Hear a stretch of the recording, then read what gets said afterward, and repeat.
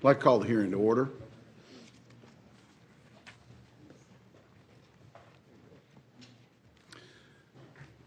Today, the committee convenes its seventh open hearing of 2017 to examine Russia's interference in the 2016 U.S. elections, and the 12th open hearing this year. To date, our open hearings have largely focused on the domestic impact of Russia's activities. Today's witnesses, however, will highlight for the committee and for the American people Russia's interference in the European elections.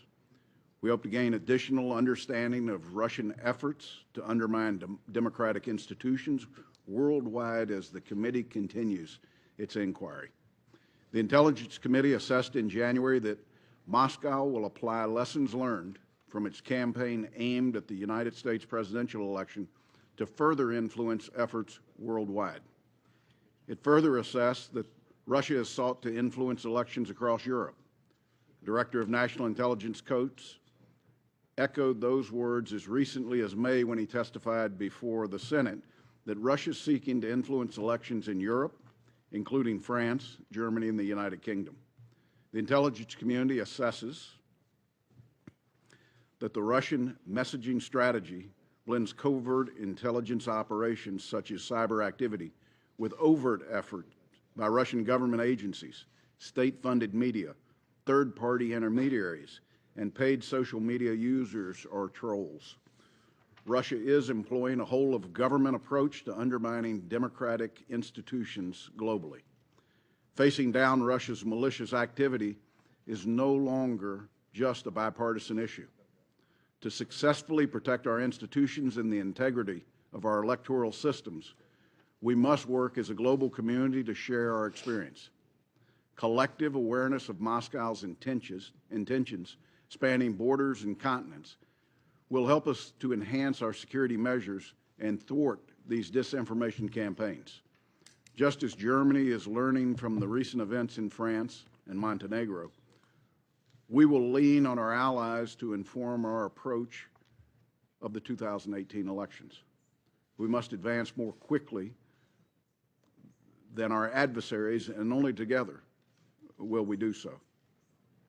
I'd like to welcome our distinguished witnesses today, Ambassador Nick Burns, the Roy and Barbara Goodman Family Professor of the Practice of Diplomacy and International Relations at Harvard Kennedy School of Government. Nick, that's a mighty long title there that you've got. We're delighted to have you. Janis Sarts, Director of NATO's Strategic Communications Center of Excellence. Hopefully I'm getting these names right. I'm trying my best.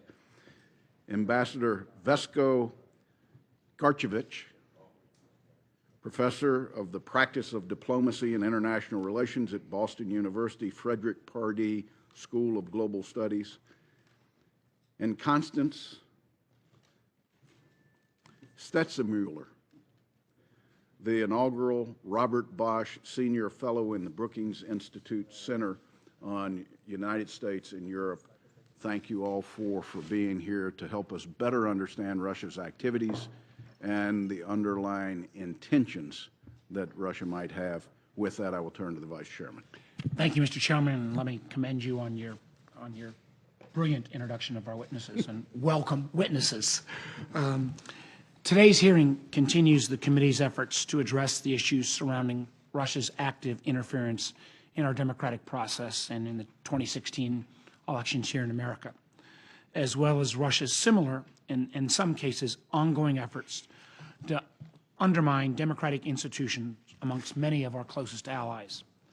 At this point, I believe we have a pretty good understanding of the Russian playbook. Russia's goal is to sow chaos and confusion, to fuel internal disagreements, and to undermine democracies whenever possible. Really to basically cast doubt on the democratic process wherever it exists. There's nothing unusual about Russia scheming to influence the American elections. We all know their efforts date back to the Cold War. But Russia's blatant interference in the United States 2016 presidential elections was unprecedented in both scale and scope, and we've seen it replicated across Europe. In fact, Russia's active measures are only growing bolder and more brazen in the digital age. Russia has interfered or attempt to interfere in elections from France to the Netherlands, from the Balkans to the Baltics. We have seen Mr. Putin's government's use of quote-unquote active measures, including support for far-right and far-left parties opposed to historically successful European institutions in post-World War II Western alliances. For example, Russia has provided support and financial assistance to the far-right party of Marine Le Pen in France in a very blatant and obvious way. Russia has launched cyber attacks against political parties and government institutions in several Western countries. They've also released stolen information in an effort to steer elections in a particular direction, as we saw in the French elections with their release of information about then-candidate Macron. Germany's parliament has been cyber-attacked, with members' emails hacked and stolen. Most observers expressed this stolen information to be utilized before this fall's national elections in Germany. As in the United States, Russia aggressively uses trolls and bots to spread fake news and disinformation, with the goal of weakening European institutions and driving a wedge between the United States and Europe. These active measures have been supported by state-controlled Russian media, including RT and Sputnik. So far, these Russian efforts have not been as successful in Europe as perhaps they were here in the United States. For instance, in France, the Macron campaign and the French government were prepared to push back on cyber leaks as they released that information in the 48-hour blackout period. And we've seen companies such as Facebook actually take down a series of fake accounts to help blunt those efforts. In the Netherlands, earlier this spring, officials actually hand-counted paper ballots to ensure that there would be no electronic interference in the vote count. Across Europe, government and media have pushed back against fake news stories and have established such institutions, such as the EU Strategic Communications Division and the NATO Strategic Communications Center of Excellence, to educate the public in identifying and correcting Russian propaganda. Frankly, we could learn a thing or two from our allies in Europe about proactively protecting ourselves against these threats posed by Russia. Months ago, I would have assumed this hearing would have been a good opportunity for the United States to actually import some lessons learned to our European friends. Unfortunately, to date, we've not yet, as a government in whole, taken to heart many of those lessons. Unfortunately, as we've heard in testimony before our committee, our president and his administration have frankly demonstrated little interest in determining how the Russians did what they did or how we might better protect ourselves going forward.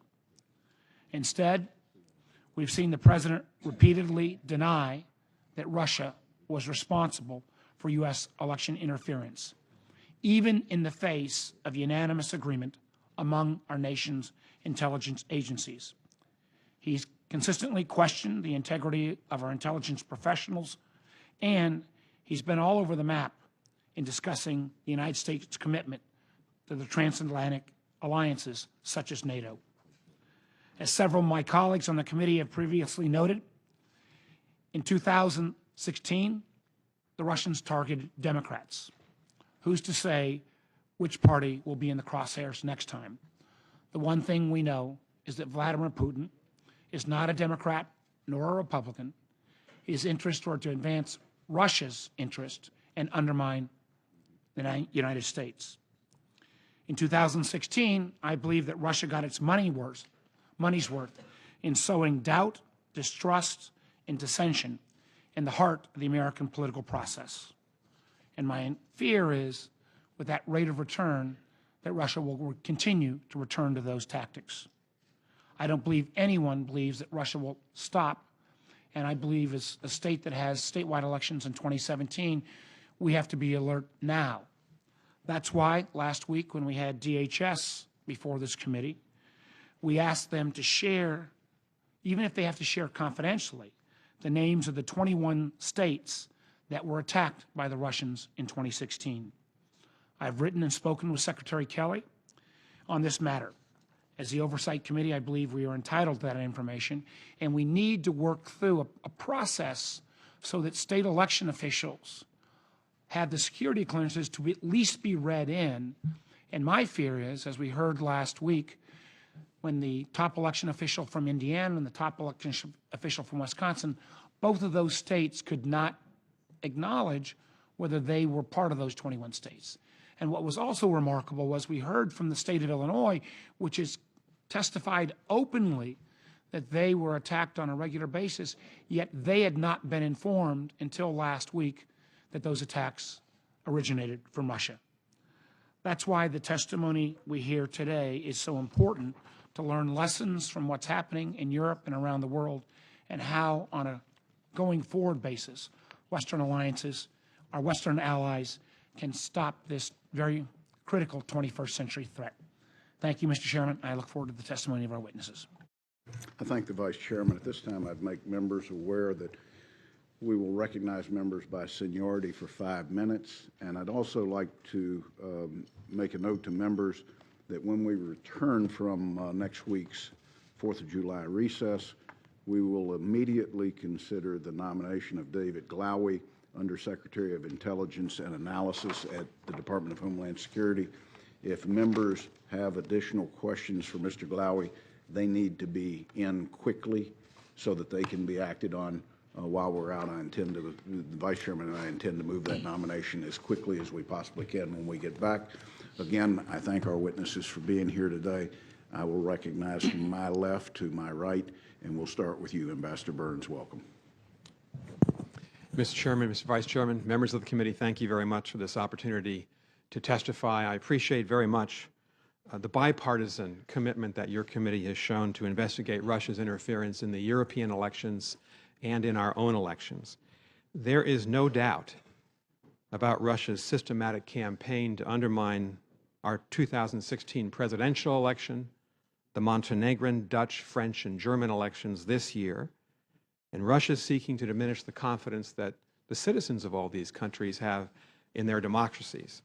In this sense, Russia's actions pose an existential threat to the democratic nations of the West, and it requires a swift and serious response by Europeans as well as Americans. You asked for our recommendations, Mr. Chairman, so I have just 3. First, the United States and Europe need to work much more closely together to identify Russia's cyber and disinformation attacks as they are being launched, and then we need to work together actually to do something about it, to respond in tandem to discredit Russia's actions. You saw the campaign of Emmanuel Macron do that very effectively. You've not seen that in other countries. We on both sides of the Atlantic should also make it clear to the Russian government that we have our own capabilities that can be injurious to Moscow and that we will use them if Moscow doesn't cease and desist. With this in mind, and with the benefit of hindsight, President Obama, in my own view, should have been more transparent and specific with the American people during the campaign about the nature of the Russian threat. He should have reacted earlier and much more vigorously. Now, to be fair to him, this was an extraordinarily difficult choice. It was a new and unexpected threat. President Obama would have likely been accused in the heat of a campaign for intervening in the contest between Secretary Clinton and Donald Trump, and he did make the right call in the end by imposing sanctions on Moscow. But we in America and Europe have to learn from this experience and try to avoid that in the future. Second, the U.S. and Europe should adopt stronger sanctions against Russia for its actions to weaken our elections. We learned an important lesson in the Iran nuclear negotiations in the Obama and George W. Bush administrations. The sanctions were much more effective when the United States and the EU aligned them together, specifically the financial sanctions. I hope the House of Representatives will back and not dilute, in this sense, the very strong Senate sanctions bill against Moscow that you passed by a 97-2 margin 2 weeks ago. In my view, it would be a great mistake for President Trump to veto such a bill.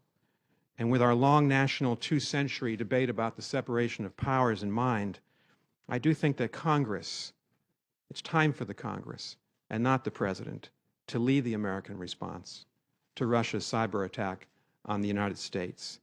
The President has shown that he's unwilling to act against Russia, and that is why the congressional view provision in your Senate bill makes eminent sense, so that the administration cannot ease or lift the sanctions on Russia until Putin's attacks on our democratic elections have ceased and until he's met the provisions of the two Minsk agreements on Ukraine and Crimea.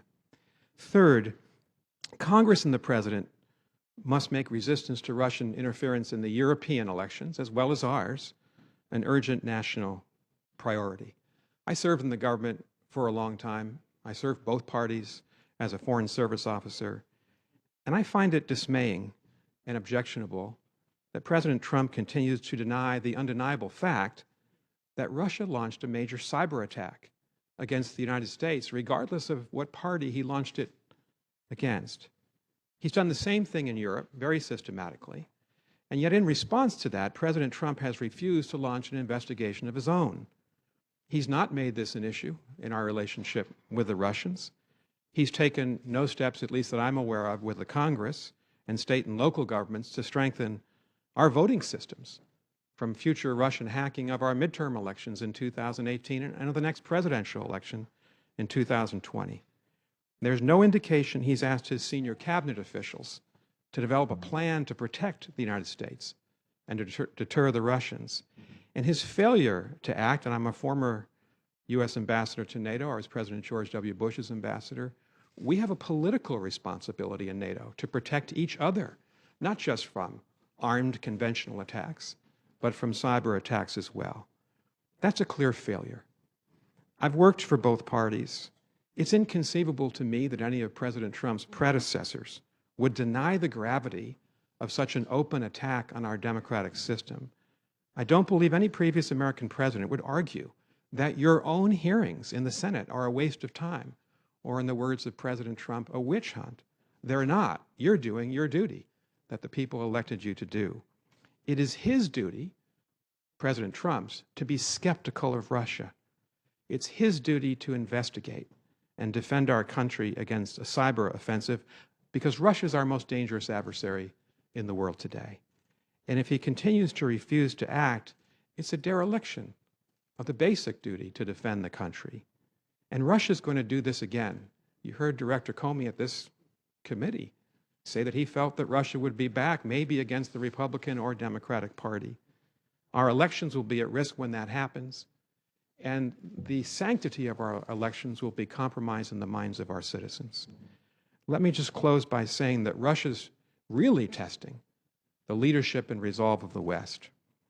Americans and Europeans are far stronger in our democratic traditions and our values than the Russians, and with this in mind, we need to be more effective in countering them. And we can do that by building bipartisan unity in the Congress, and I do want to commend you, Mr. Chairman, and Mr. Vice Chairman. You've set a bipartisan tone, which is deeply appreciated. We can do that by encouraging the President to act. We can do that by being very closely aligned with the Europeans to take common action. And I think if we can achieve those three things, we can defeat President Putin and the Russian intelligence services. Thank you. Thank you, Ambassador, and thank you for your service for a long time to this country. Ambassador Garcevic. Thank you, Mr. Chairman Burr, Mr. Vice Chairman Warner, distinguished members of the committee. Thank you for very much for giving me the opportunity to speak on Russia's interference in Montenegro's home affairs. On October 16, 2016, Montenegro held its parliamentary elections. The voters, disguised in police uniforms, were preparing to storm the Montenegrin parliament and provoke a turmoil by shooting at citizens waiting for the election results. In the final stage, the plotters intended to detain or assassinate the prime minister. Acting on a tip from an informant, Montenegrin police were able to arrest most of the plot suspects. In the indictment filed recently, 14 people were charged, including 2 opposition politicians and 2 Russian agents, Vladimir Popov and Eduard Shirokov, members of the Russian military intelligence service, who are identified as the ringleaders of the operation. How we know that? For example, Shirokov, alias Shishmakov, was posted as the assistant military attaché at the Russian embassy in Warsaw until Poland declared him persona non grata for espionage. The whereabouts of Shirokov and Popov are unknown, while Russian authorities have never replied or provided information about the suspects. The coup plot is the culmination of more than 18 months long synchronized actions against Montenegro, which includes an aggressive media campaign coupled with open support to pro-Russian political parties in Montenegro. While Russia has been consistent with making threatening gestures over Montenegro's NATO bid, they have never specified what their intentions are. But for example, when Montenegro joined NATO recently, at the beginning of June, Moscow commented that in response to Montenegro's anti-Russian hysteria and hostile policy, Russia reserves the right to take reciprocal measures. There are more than 100 Moscow-backed organizations and media outlets at this moment in the region. In an anti-Montenegro media campaign, the NATO invitation is described as a move to challenge Moscow. The Montenegrin government is labeled as treacherous and corrupted, a pawn in hands of the US and NATO, and Russia, stronger than ever, is the only state standing in their way.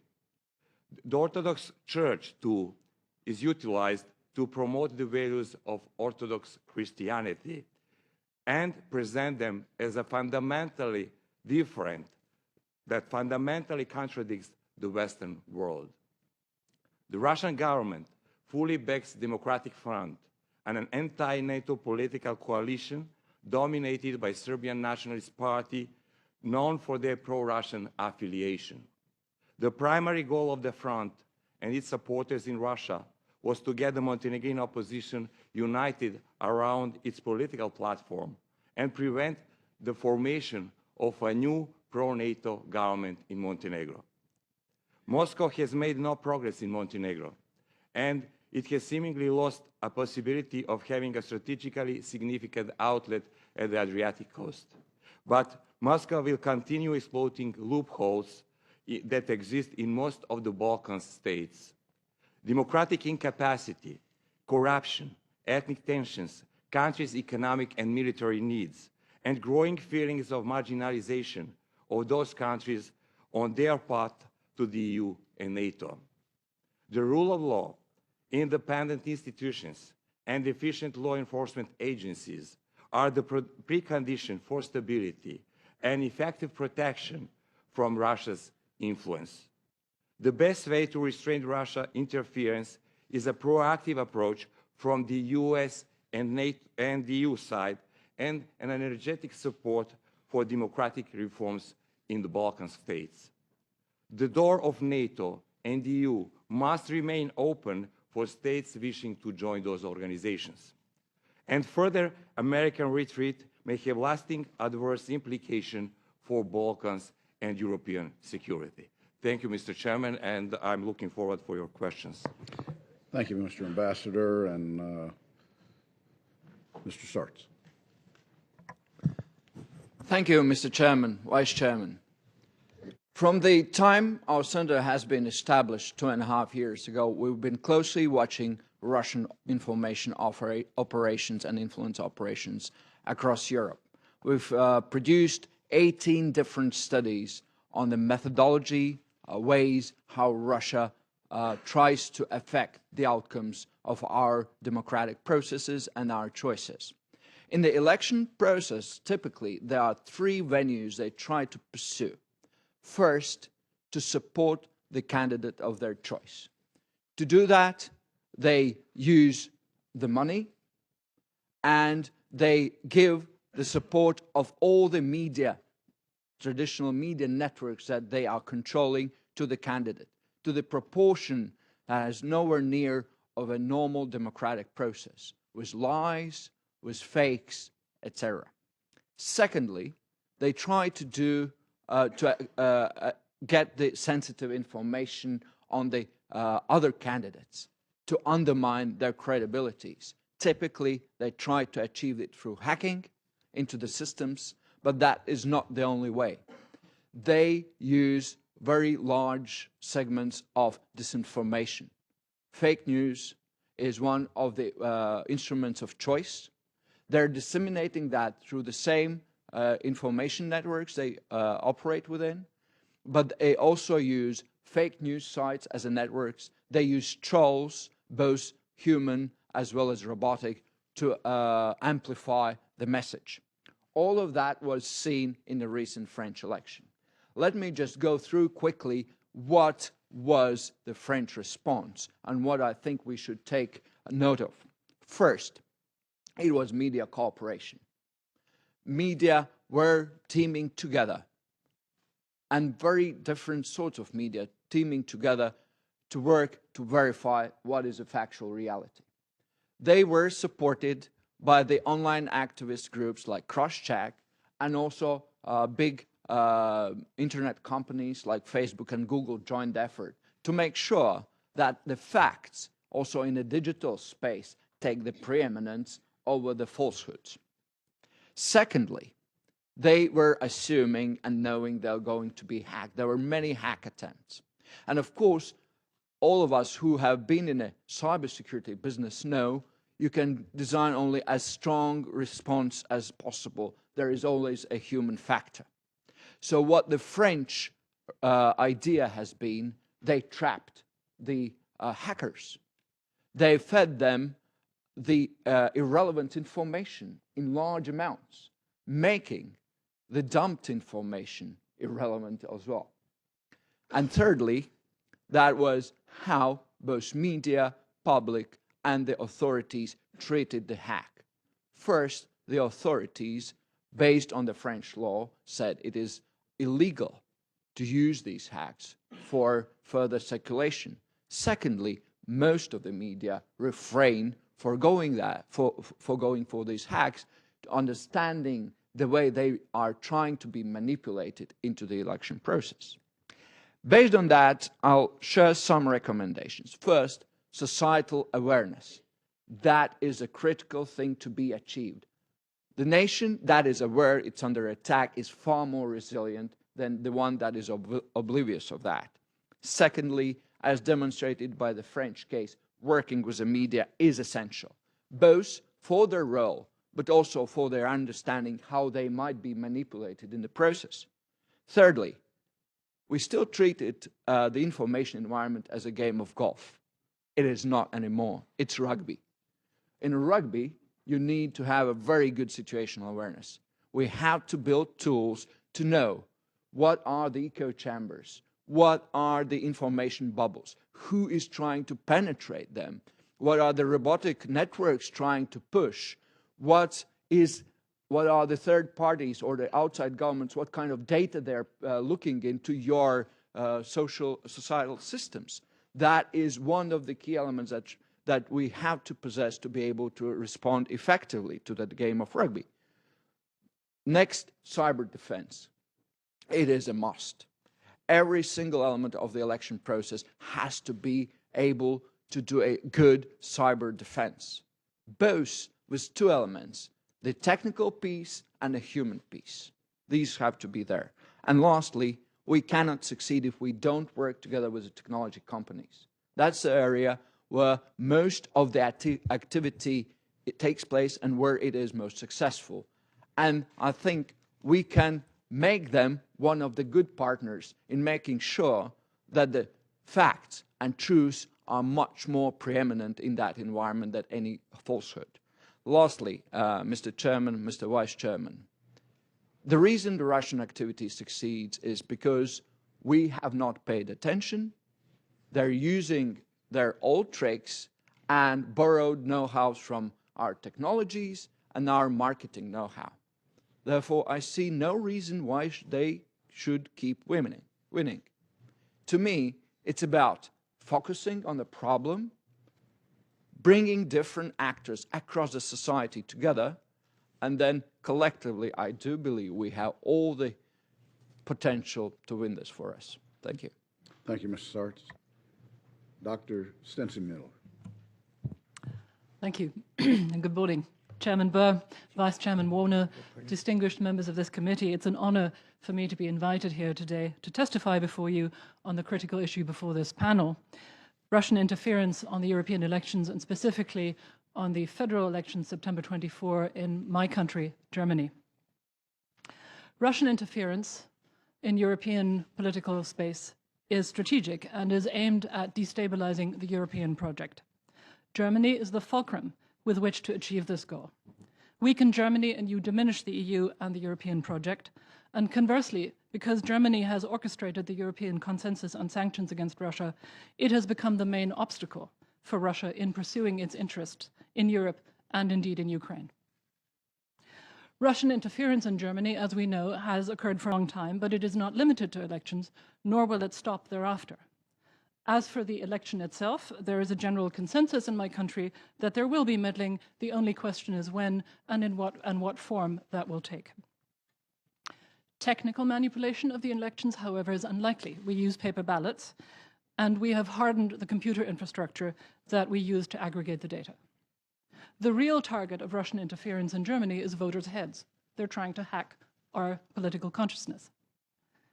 For this, they use a broad spectrum of tools, from propaganda to disinformation to hacking and denial of service attacks, to, of course, more classical means such as individual or institutional agents of influence. Attribution and intent, of course, remain elusive. This is one of the most difficult problems, not least because not even the Russian authorities ordering interference are monolithic or cohesive, and execution is often outsourced or delegated, including to what President Putin has called patriotic hackers. The impact of Kremlin interference, if we're honest here, is also hit and miss, often miss. In many ways, its meddling in European elections over the past year has produced the exact opposite of what was intended. It has produced stable, democratic, and non-populist governments that are pro-European Union and indeed pro-NATO and pro-American. The populists have lost out almost everywhere, and NATO and the EU, I'm happy to say, are experiencing a renaissance of purpose. And in the German race, what looked like a neck-to-neck race for a while at the beginning of the year is now looking quite different. Chancellor Merkel is holding a steady 14-point lead. But that does not mean, and I urge you to consider this, that Russia cannot still do significant damage. As for countermeasures, Germany has certainly taken a while to take note of the threat, but it has been racing to make up for lost time over the past 2 years by hardening its defenses and creating more resilience. That's not to say there's still not much more to be done, particularly on the civil society front, and German politicians certainly need to do better at articulating their narratives against Kremlin disinformation. And of course it helps that Germany is not the first country to face this threat. In fact, we come at the end of a long string of elections, and we can learn from our friends and allies, particularly from the French case just explained by Janis Sarts. That said, we have no reason whatsoever, as Germans or as Europeans, to be complacent. In fact, the successes of Russian interference, such as they are a measure of our failures, and we need to examine those. Now, what form could Russian interference in the September 24 elections take? Obviously, if there were a major terrorist attack, if there were a return of the refugee crisis, that could be exploited by propaganda.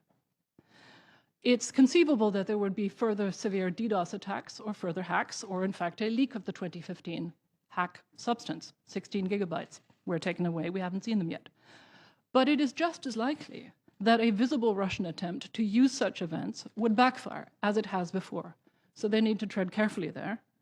And interference could just as well take the form of ongoing careful probing and testing of our vulnerabilities, combined with a continuous, slow drip of toxic disinformation, as is happening now all the time.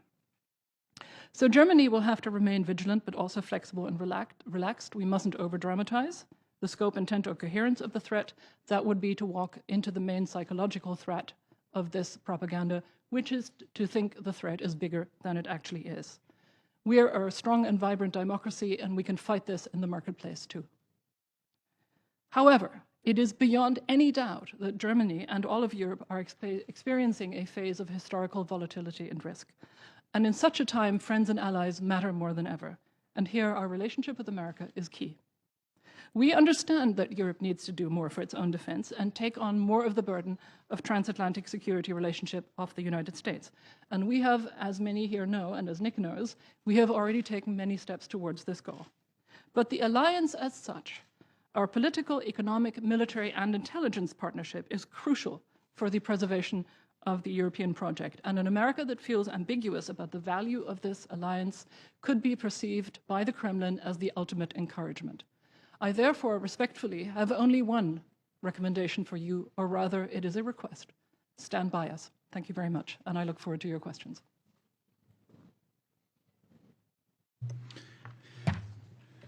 Thank you, Doctor, and thank you to all of our witnesses. Reminder that we will recognize members by seniority for up to 5 minutes. Chair recognizes himself. 2 questions to all of you. They are yes and no, yes or no. Do you have any doubt that Russian interference is driven by Putin himself? Start with you, Ambassador Burns. No doubt about it. Ambassador? The same answer, no doubt. No doubt. None. Any doubt that Russian interference is or has happened in the U.S. and European elections? It has happened systematically. It happened, it happens, and it's going to happen. It has happened. A little difficult to vary on this, but yes. Ambassador Garcevic, what would have happened in Montenegro had Russia succeeded in the parliamentary elections? You can imagine, I would say, first, what could have happened is that Democratic Front would withdraw sanctions which were imposed by my country on Russia, because my country was among few in the region to impose sanctions immediately after they were imposed by the EU, in order to demonstrate a full alliance with the EU common foreign and security policy. That would be the first immediate step to be taken. The second, in terms of far-reaching goals, they would turn direction of the country from Western-leaning to Eastern-leaning, which means that I can imagine that in years from now, Montenegro would become a satellite of Russia in the Balkans. Mr. Sarts, was there any evidence of Russian involvement in the UK most recent elections? Of course, both RT and Sputnik made their effort to have an effect on the election, but I would not say that there has been a significant pattern of Russian involvement in the UK election that we have seen. I would also argue that it is always we have a pattern that Russia requires time to construct elaborate operations to attack the election system. So where there is a very little preparatory time for enhancing the networks, activating the networks, and planning for these things, they are not really efficient. I took from your testimony that media outlets are directed, in many cases, by Russian government as to how they cover elections, what they say or don't say about candidates. So just the fact that maybe RT and Sputnik had a narrative that was different in Britain than maybe the Main Street press, that would be a sign of Russia trying to influence the outcome, would it not?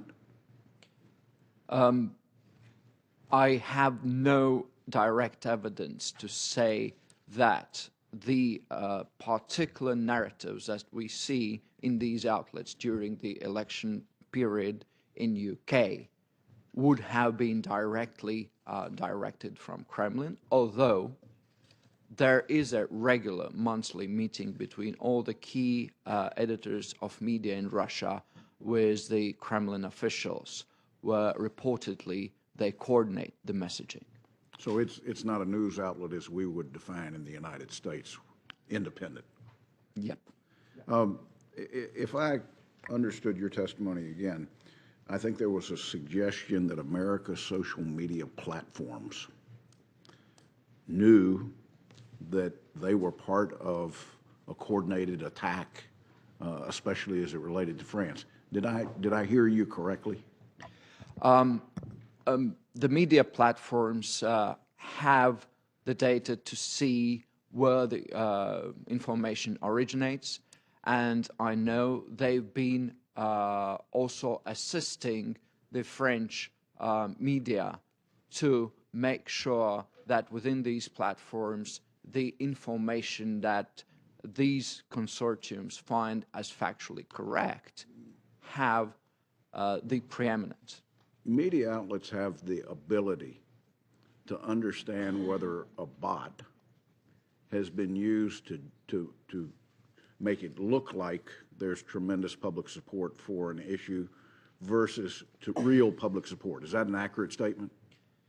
Well, yes, it is. Actually, it is more than just the media themselves. There's increased number of research, and also we are about to publish a regular report on robotic networks in social media that these robotic systems are pushing the specific narratives. What we've seen, the same robotic networks working on the Dutch elections, pushing the RT Sputnik Russian narrative, or for that matter also in a French election, pushing the Le Pen narrative, or contrary, also pushing all the fake stories about the Emmanuel Macron.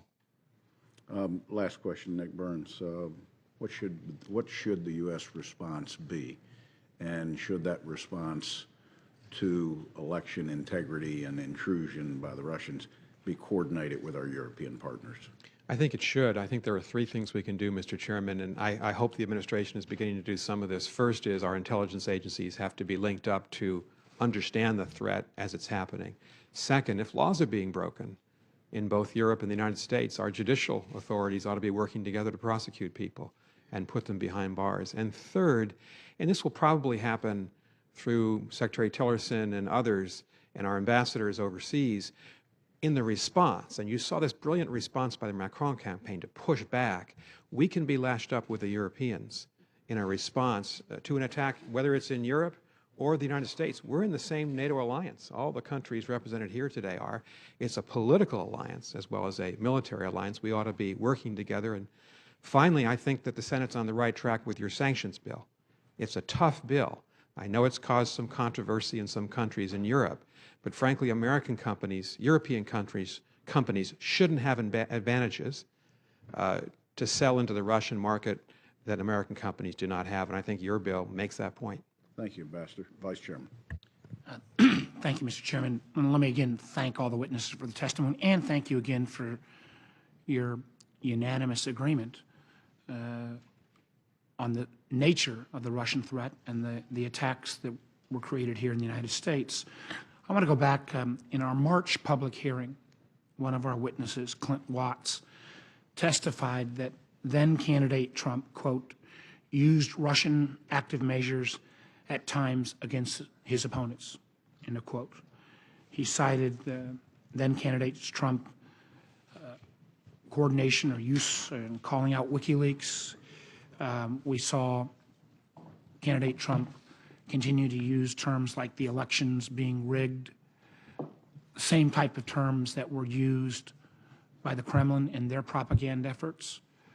Do you agree with what Mr. Watts drew as a conclusion, that at least inadvertently, candidate Trump was actually advancing the goals of the Russian propaganda efforts? I'd like to hear any of your comments on that, starting with you, Ambassador Burns.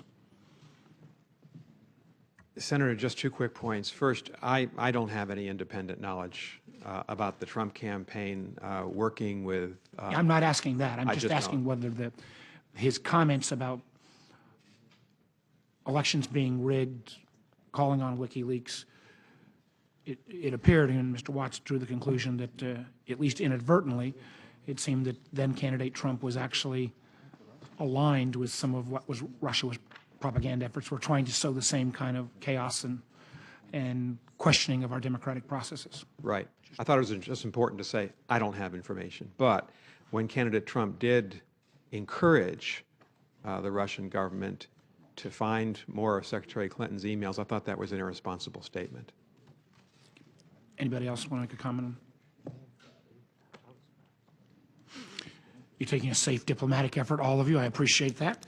Yeah, I imagine I would get the same response because I, again, share very much Ambassador Burns, your comments earlier that the lack of interest shown by the president of even acknowledging this threat or taking this threat, urging his administration to take this threat seriously and lay out a coordinated whole of government approach to what will be a threat in 2017, 2018. I would argue that Putin and his cronies had a pretty darn good rate of return on the number of rubles invested in their activities to kind of take on our election system. Mr. Sarts, one of the questions I want to go back to, and I commend you for your good work and the 18 reports you've done on the robot trolling and how the Russians are using technology tools to exponentially increase the power of their fake news. You've cited reports that at least 8% of Twitter accounts are actually bot accounts and thereby do not represent an actual person. Facebook, I was out recently with Facebook, and they pointed out the fact that in the French elections, they took down about 30,000 fake accounts right before the election, and I commend them because right after the American election, Facebook acted like they had no responsibility for policing fake news. I think they've moved into a more responsible position, but I'd love to hear from all of you what role you feel these platform companies that control so much information, Google, Facebook, Twitter, et al., have in this new world. And again, we'll go down the list, starting with you, Ambassador Burns.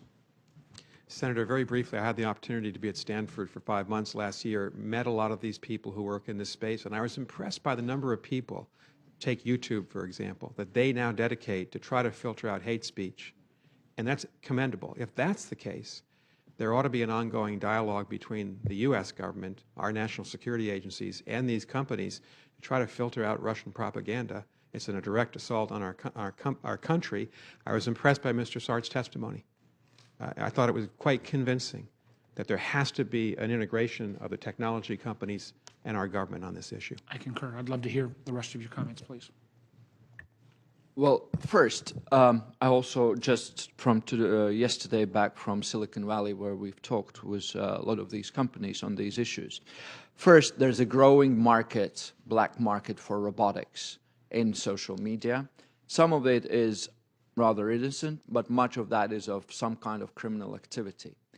And that is going to be a growing concern for people in a digital environment to actually understand that they're really interacting with a human being instead of large numbers of robots supported by artificial intelligence. To counter that, the companies that have these platforms are one of the key players. I was heartened by the discussion back there. They are taking it seriously. Probably slightly too late, but there are most of these big companies are investing in and thinking about how they can be a active supporter of a democratic process, not a disruptor. And secondly, there is a growing number of the technology research on the subject that we can rely on, as Ambassador Burns said, and I've said in my initial statement, that is a must that we work together. If we don't, we will not succeed in the digital environment. Have we seen any cooperation in Germany? My time's expired. Yes, sir. German politicians and policymakers have made trips to Silicon Valley to talk to the big media companies and tech companies like Google, Facebook, and Twitter. And I've been told the initial conversations were less than shall we say, less than cooperative. There seemed to be no inclination to self-police, and there also was no inclination to help. That has significantly changed, I gather. Now, the German Justice Minister has just put out a draft of a law called the Netzwerkdurchsetzungsgesetz, and we use these long words to annoy our allies. But basically, it's a draft law to help in enforcing hate speech rules in Germany, which are quite strong, obviously with roots in our history. I, as a trained constitutional lawyer, and other critics of this law have mixed feelings about this. I would quite like the political marketplace to regulate itself. But if significant actors and very powerful actors that have control over algorithms that can really shape the marketplace without citizens even noticing that, if they refuse to self-police, I believe such laws become necessary. I think this has to be an ongoing conversation between business, citizens, and the state to see where responsibility for regulation properly lies. Senator Rich. Thank you. Ambassador Burns, you know, we're pretty used to dealing with hyperbole on this committee with the kind of things that we hear. And I want to talk to you for a minute about your statement that Russia is the most dangerous adversary that we have. With all due respect, if you sat on this committee, I'm not sure you'd reach that conclusion. I think there's a lot of us with what we hear about what's going on in North Korea and some of our other adversaries, that Russia certainly is a dangerous adversary. But when you have someone running a country like Kim Jong-un, and with what we know about what he's probably going to do if his administration is threatened, I got to tell you that you might be slightly off mark when you say that Russia's the most dangerous adversary that we face. But don't take that as a criticism that I think that Russia is not a dangerous adversary. I would just caution that it falls in a group of countries, then there's others that are more dangerous. You were critical of, or are critical of, President Trump and what he's thinking right now, and you would agree with me that the Russians have taken no active measures in an election while Donald Trump has been president. Is that a fair statement? Senator, thank you. May I just say, in response to your first comment, if you would allow this? Please. I agree with everything you said about North Korea, but Russia can do greater damage to us from a nuclear weapons perspective, and certainly in trying to draw a new dividing line in Europe. So it's a respectful disagreement. I appreciate that. And let me ask you this. Do you think it's more likely that that would come, assuming that North Korea had nuclear weapons that they could deliver, is it more likely that it would come from Russia or from North Korea? Well, I think the threat from Russia is multifaceted. It's not just from nuclear weapons. It's also about dividing Europe. No question about that. So I think they're both a problem, a big problem for the United States. I just made the statement. I was echoing General Dunford when he was confirmed. Back to my last question. You would agree with me that the Russians have taken no active measures in an American election while Donald Trump has been president. Is that a fair statement? Well, I think it might. I actually don't know. I don't know what happened. Have we had any elections since he's been president? Yes, we've had congressional elections. And you think that the Russians have taken some active measures in those elections? I don't know the answer to that question. We do know that the Russians took active measures in the last presidential election. Well, I think the intelligence communities of the United States are confirmed on that. I think yes. we're all in agreement with that. Who was president of the United States when that occurred? That was President Obama, as you know. And you know he was aware that this was going on. Yeah. Indeed, he's admitted that he talked to Mr. Putin about that. Is that correct? So you heard my testimony about President Obama. I have great respect for President Obama. This was a difficult decision.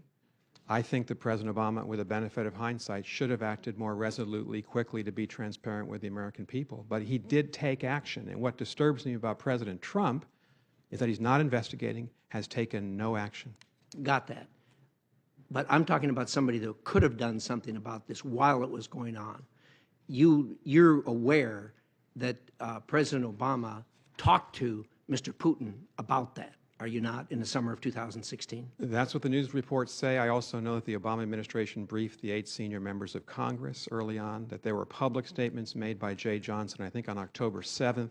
So they did take action. It's not as if the Obama administration just was silent on this issue. And indeed, when when President Obama told Mr. Putin that we knew that they were taking active measures, that was indeed classified information, was it not? Well, you know, I think if you're the President of the United States and you're trying to deliver a stiff diplomatic mission, you're well within your rights to tell Putin what you think he may be doing. Couldn't agree with In fact, that's the object of the conversation. Couldn't agree with him more. Yeah. And that's actually the purpose of classified information. It's no good if you collect it and don't use it. Fair statement. Well, not always. Sometimes you don't want that information ever to see the light of day. What else especially overseas? What else should President Obama have done? You know, and this is Monday morning quarterbacking by me. Understand that. And I appreciate the fact that he finally did take action on the sanctions. I think if you go back and look at it, the American people, in my judgment, deserve to know what was happening clearly. You have to ring the village bell. And we should have had a more immediate response that was painful to the Russians, whether that was immediate sanctions or some type of offensive action that we could have taken by covert means against them. And so I think there were a variety of options. I wasn't there, so I don't want to micromanage this, but I do think that he could have done more. But my testimony clearly shows that President Trump has taken no action whatsoever, and I think that's irresponsible. Got that. But the description you gave, you would agree with me that the Obama administration did not take the significant action that was needed, including informing the American people, which would have gone a long ways to countering what the Russians did. Fair statement? Well, I think that the Obama administration should have taken greater action, but the more pertinent question today is what our current president is not doing, and that has implications for Europe, and they're very negative. To you, it's the more pertinent. To me, what more pertinent is what should have been done by the commander-in-chief who was in charge at that time. My time's up. Thank you, Mr. Chair. Senator Feinstein. Thank you very much, Mr. Chairman. Many have said this is actually the crime of the century. If you think about it, it is. If you think about the fact that it's conducted by intelligence agencies, we know Russian intelligence to be relentless and ruthless. And it all happened. And it contributed toward the defeat of an American presidential candidate who happened to be the first woman running for that office. Well, that's not true, but in a very serious and electable way, it is. They targeted 21 states. Looks like they had a little trouble. They went into 21 states. I've been sitting here, Nick, listening to you, listening to your colleagues. I have great respect for you. My own view is that if in fact this is the crime of the century, if in fact it's going to lead to other crimes being committed in the future, that we together have a responsibility to hit back. The question comes, are sanctions really the effective way to do it? Or do we do it in the cyber world?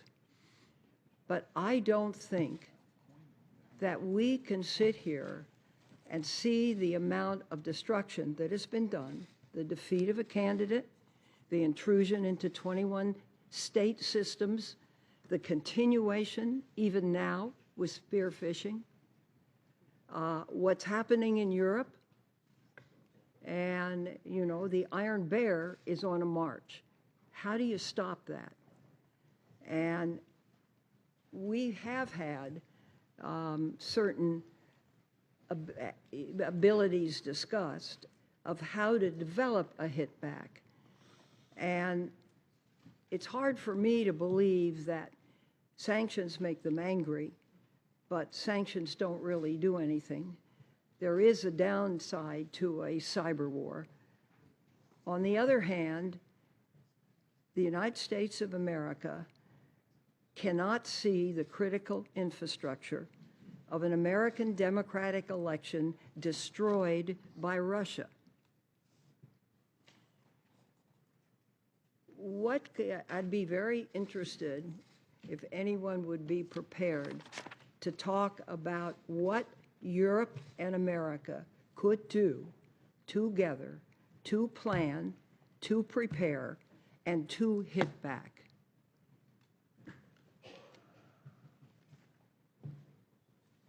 Senator, I'd just say briefly, our sanctions have to be aligned. They'll be much stronger if we actually work together with the Europeans to align what they do in sanctions with us, number one. Number two, it's my impression we can do much more in the way of intelligence, but also an active work together to respond verbally to the propaganda. But number three, I think you're right, and I so testified that we have to think of other means. And we have capacity that if we wanted to use it, we could. And that has to be aligned with Europe. Bear in mind, these aren't fringe people. These are the at least two of the three intelligence services of Russia. That's a big deal.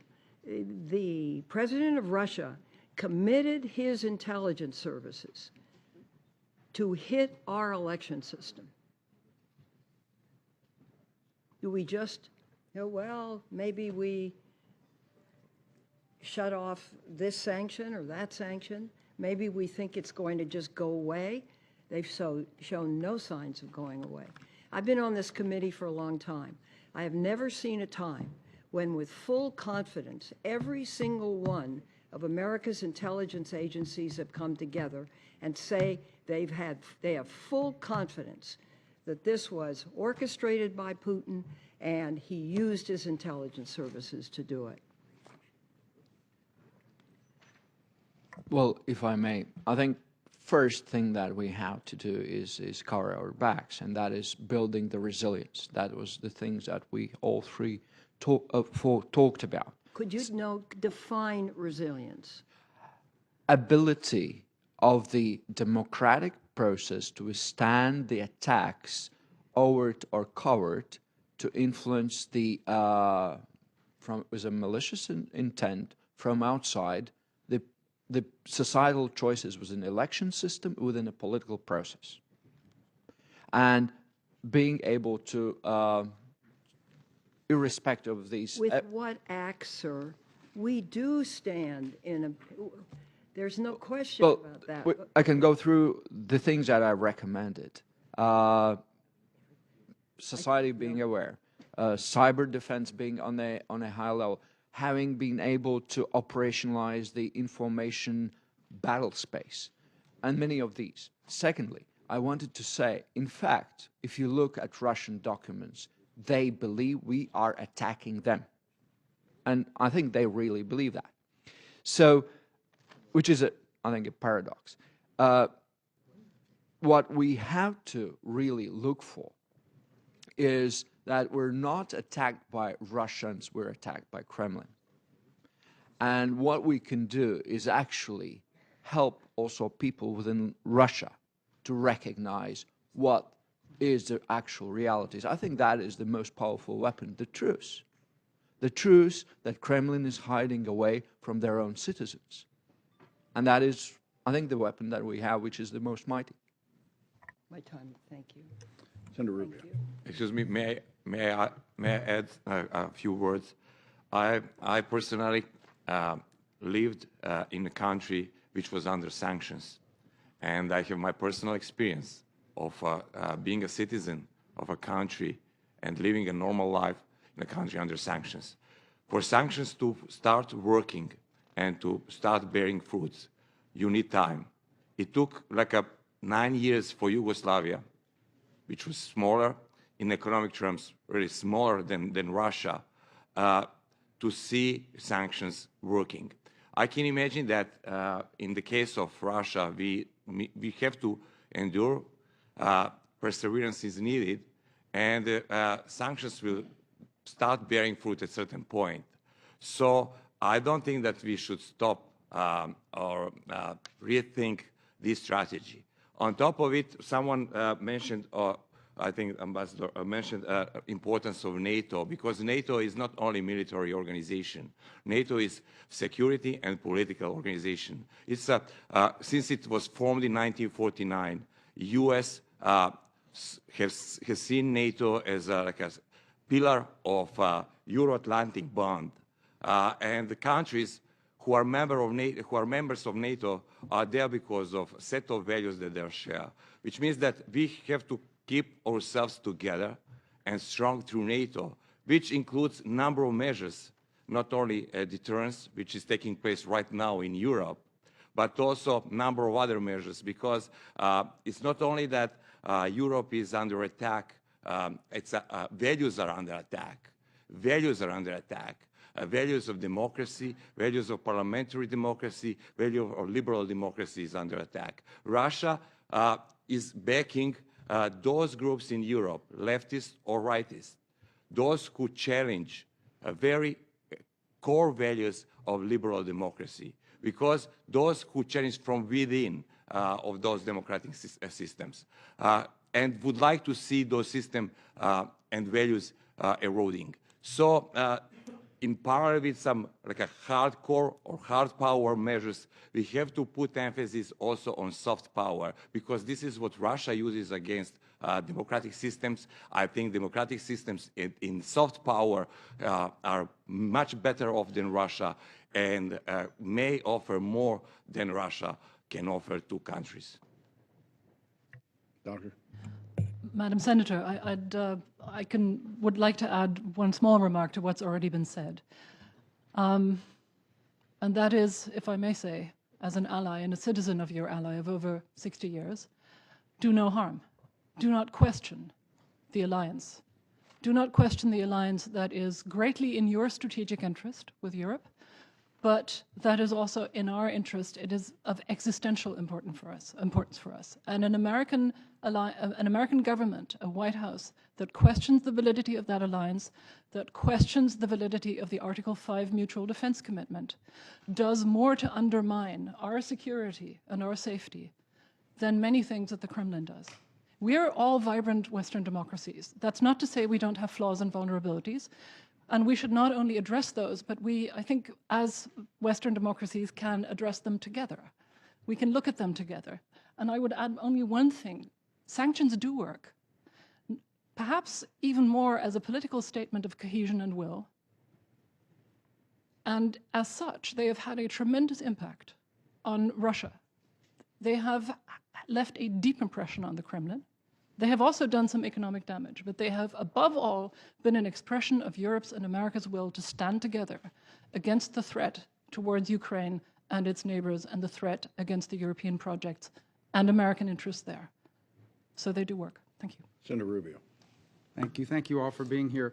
My hope is that this committee's work will produce a document that doesn't simply detail what happened, but how they did it, so that we can take steps, preventive steps, to address this in the future, because I don't believe it's going away anytime soon, for one simple reason: it worked. And I think a lot of people are focused on a particular electoral outcome. I think the broader design was to sow instability, chaos, division in a country that already had great political division.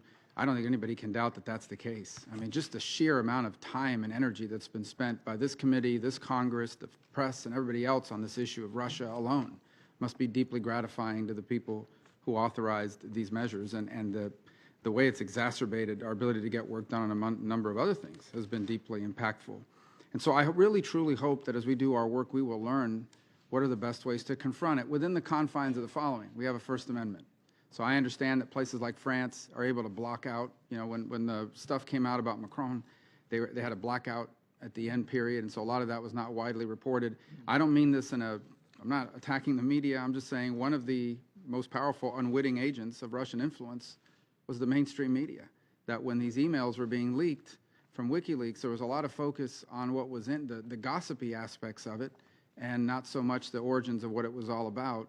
And because we have the First Amendment in this country, and so the people who did this understood that certain information would get widespread coverage. I'm not advocating censorship. I'm telling you that is what they'll use against us. So we have that different from what they have in Europe and the like. I want to know, since what has worked, has anyone successfully confronted this threat and proven to us things you can do to alleviate the sting of these efforts? I point to an article in the New York Times by several authors on May 9th of 2017. It talks about steps taken by Macron's campaign, including creating dozens of false email accounts, complete with phony documents to confuse the attackers. I'm curious, Ambassador Garcevic, about the efforts in Montenegro, a small country that has far closer historical, cultural, and religious ties to Russia, and where Russian state media and propaganda run rampant. They were unable to dissuade the people there from electing a pro-NATO government. What works? Because has anyone begun to figure this out? Because we need to do it. Well, first, what works is people don't like to be manipulated. And when they know somebody is out there for them to change their mind and get under the skin, they become more cautious. That's the first thing. And we've seen in a number of countries where public becomes aware, it's much harder, like instantly, to get the effects the Russians are trying to achieve. Secondly, it is, I think, very important in these, especially misinformation. The Macron case is, you know it is going to happen, you do a contingency plan. And I would say your contingency is not that they're not going to break in. There's always a way through the human fault you can get into the systems. You actually, as they did, you do a trap. You do a trap. That's other thing that has clearly worked. And that takes also the knowledge, preparation, and acceptance that it is happening. And thirdly, in the fake news cycles, we've seen it is always that the fake news comes in first, create emotion, and gets viral. If you are able to get into that cycle first, you are sort of limiting the effect, if not, taking it away as such. And we've seen cases in Lithuania where the fake stories about German soldiers raping a teenage girl were trying to circulate, where the government and media actually made sure the first news ever somebody seen was, there is a fake news that this and this. And they, both government and the media, worked their part, and that never got attraction. So there are quite a number of good, successful, tactical and strategic examples that one can look at. If I may add two things. What was Russia's goal? What is Russia's goal in the region? It goes beyond Montenegro. Russia's goal is to prevent further expansion of NATO and the EU. It's not only about Montenegro, it's about other countries that are wavering or that are not fully on either side. If Montenegro is considered or can be considered now as a lost case for Russia, others are not lost case yet. And Russia is trying to, by making example in Montenegro, is trying to send a signal to others what we are willing to do or what we can do if you even dare to go the same way. This is really, from a strategical point of view, when it comes to the Balkans, this corner of Europe, important for Russia. When it comes to how media campaign was carried out in Montenegro, also speaks that Russia has really diversified approach, and it adapted its approach towards what Montenegro, how to reach out people in Montenegro, and not in Montenegro, but in the region. Montenegro, first of all, it's we are not used to watching Russian TV. We are not used to reading Russian newspapers in Russian. We are not like people in Ukraine, for example. We don't have Russian communities living in Montenegro. So they therefore decided to establish number of offsets of Russian media in the region that will broadcast news in all local language, and then to use local networks to republish those news. First, fabricate news, make either fake or false news, then those news will be broadcasted or republished further by local news. Then people will trust local news or local media, if not Russian media. After some time, Sputnik and Russia Today have become the most popular among local population. And finally, because of cultural and historical and religious closeness between two nations, they really effectively used church and faith. My society is, in principle, traditional society, and people trust priests and trust church. And since we are also Orthodox population, as Russians are, so they used church to propagate Orthodox style of life or Eastern Orthodox style of life, and to present to the people, to citizens of my country, that it's about identity, and it's about cultural roots, and it's about dignity, and that Eastern Christianity has nothing, and is fundamentally different than Western world. And if we join, we join NATO or the EU, at the end of the day, we're going to lose our identity, and it's about dignity. So it speaks how effectively Russia uses different channels, different mechanisms in order to reach out people and to send message which will be, how to say, in order to earn our hearts of people they would like to have on their side. Senator Wyden. Thank you, and thank the four of you. This has been a very valuable panel. Here in our inquiry, I've focused on what I call the follow the money issues, and concerns about Moscow's funding of pro-Russia political parties and groups in Europe, of course, is not new. 2 years ago, the committee directed the National Intelligence Office to submit an intelligence assessment on this issue. What is different now is we are looking at this attack on European democracies to help us understand what has happened to our democracy. So, Director Sarts, I want to start with you, because you have studied Moscow's financing of pro-Russian political figures. And let me just kind of see if we can go through a few questions here. Have you been able to determine if Vladimir Putin employs particular strategies to develop relationships and curry favor with political figures in Europe? And if so, what would those strategies be?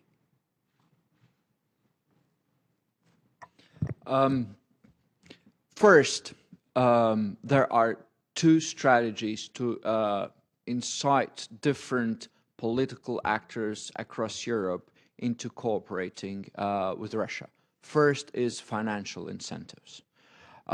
It can work both through the opening business opportunities vis-a-vis Kremlin-controlled companies, or it can work also through a number of funds controlled by Kremlin that send in further the money to different Russian-controlled NGOs, and then therefore further on disseminating the financial means to incite people into cooperating.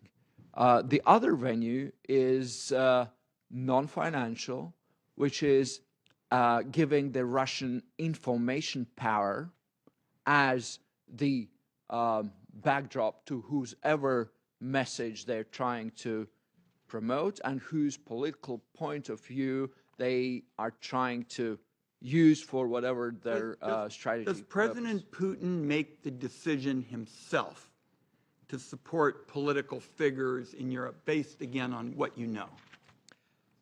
Well, we as a center look explicitly at the open source. So I would not be able, on the of my available information, to make that conclusion. Does Russian assistance to its allies in Europe involve helping political parties, individual political figures, associates of individual political figures, or all of these different approaches? They do. They use all of the above. And is there any information available on what mechanisms Putin prefers to provide financial assistance to political figures in Europe?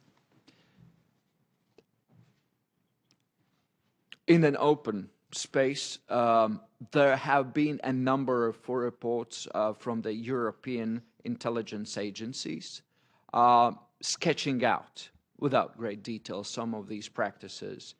But of course, there is much more which is not within the open public space that is known of these activities. All right.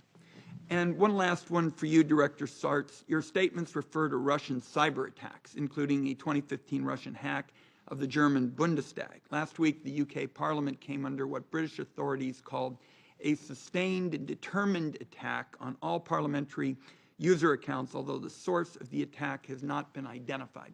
The reason I ask is my understanding with respect to these issues is every attack is going to be different. Every attack is going to be different because once you've engaged in one particular strategy, you've got people preparing for that and they move on to the next. What's your advice to us based on your analysis in Europe for how we deal with this extraordinarily important issue of developing a cyber attack strategy, a preventive cyber attack strategy?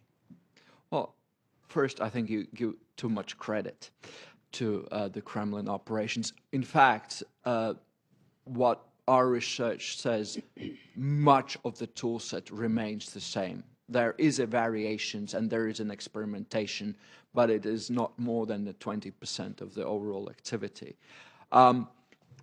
The generic advice is that we have to think slightly differently about what the cyber attack is.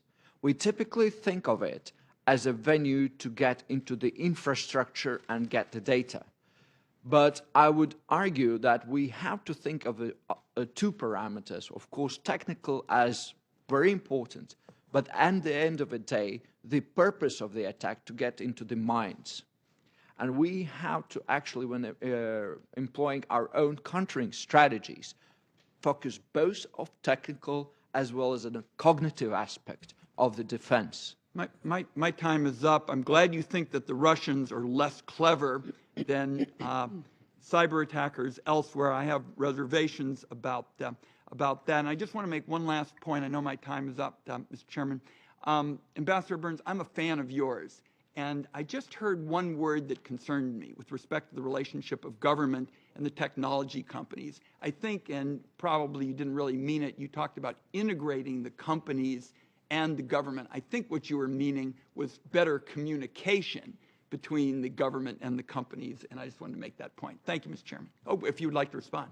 Very quickly, thank you. I meant that there should be communication, not that there be formally integrative efforts. Thank you. Senator Collins. Ambassador Burns, it's good to see you. Thank you for joining this panel this morning. I'm struck as I listen to the testimony of all the witnesses that the approach that was used in Montenegro, in France, in Germany has been much more proactive. It's bolder. It exposes the falsehoods that are out there. And it is a far more visible effort.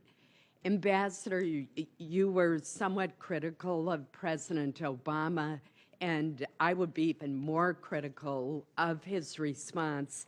And I would call it behind the scenes, ineffective, and tardy. It wasn't really until after the election that sanctions were imposed and that the January 6, 2017 report on the extensiveness and the scope of Russian interference in our elections was released by the intelligence community. So there seems to me to be a big difference in the approach that's taken by our allies and the approach that was taken by President Obama, and as you pointed out rightly, President Trump's administration does not seem to have any strategy to deal with this going forward at this point. But then I hear about the efforts taken in France, for example, where there was a coordinated effort among government, the media, the campaigns, and even the technology companies. And there's one headline that says, French newsrooms unite to fight election misinformation. I just can't even imagine a headline in the United States saying American newsrooms unite to fight election misinformation. So are our systems so different that while we can learn from our allies much more successful efforts to counter Russian active measures, Is that even possible in our country, given the very different role of the media here? And I'm asking Ambassador Burns that question. Thank you, Senator. You know, I think we're learning the lessons as we go along, and I think Director Comey was right when the committee asked him about this, that he thinks that the next target in our country could be either party. So I applaud the bipartisan effort to try to learn the lessons. The Europeans have learned lessons from what went wrong in our election, and what seems to have worked well in the Macron campaign is speed and decisive action and transparency, so that actually all the French people were made aware of the threat. And they have a right to that information. And that was the basis of my criticism. And I just want to say this. I have tremendous respect for President Obama. This is Monday morning quarterback by somebody who's not in the government. But you're asked to testify. And I think this is one of the lessons that we have to learn from the Europeans, how they've done. And what's missing, it seems, is formal integration of effort by the governments of Canada, the United States, and Europe. That's a step that the Trump administration could decide to take, which would be very helpful both in analysis and also in action. I completely agree with you that visibility and transparency are absolutely critical, and that is an important lesson from what happened last fall.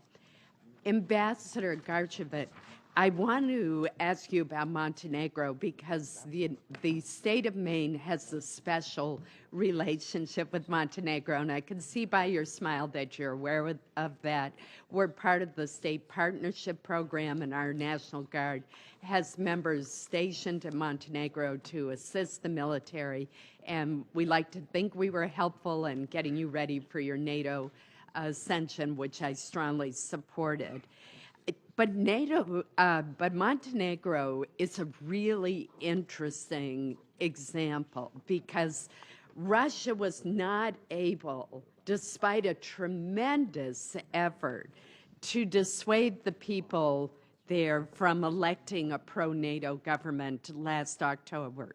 So my question to you is this. Why were the Russian influence efforts unsuccessful in Montenegro, which is a small country that has far closer historical and cultural religious ties to Russia, and where the Russian state media and propaganda are prevalent, even as their efforts appeared to be much more successful, that's probably an overstatement, but to have some success in sowing the seeds of doubt and discord in the 2016 election in our country? It's a very difficult to answer in a couple of minutes. Sometimes, yeah, we are a small country. Russia is big. I would say that Russia looked down on us as just peanuts on the Balkans that they can put in order easily. But it turned out not to be the case. Sometimes we had simply luck when one of computers of one of our people in the mission to NATO was hacked by Russia.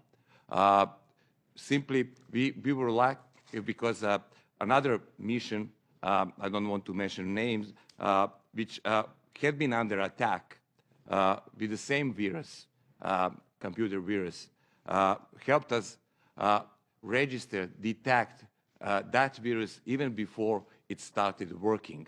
You know, and then we turned to NATO, and then with the help of NATO people, we checked all computers, not only in the mission to NATO, but also in the Ministry of Foreign Affairs and Ministry of Defense and the government's office, and turned out that we were not affected.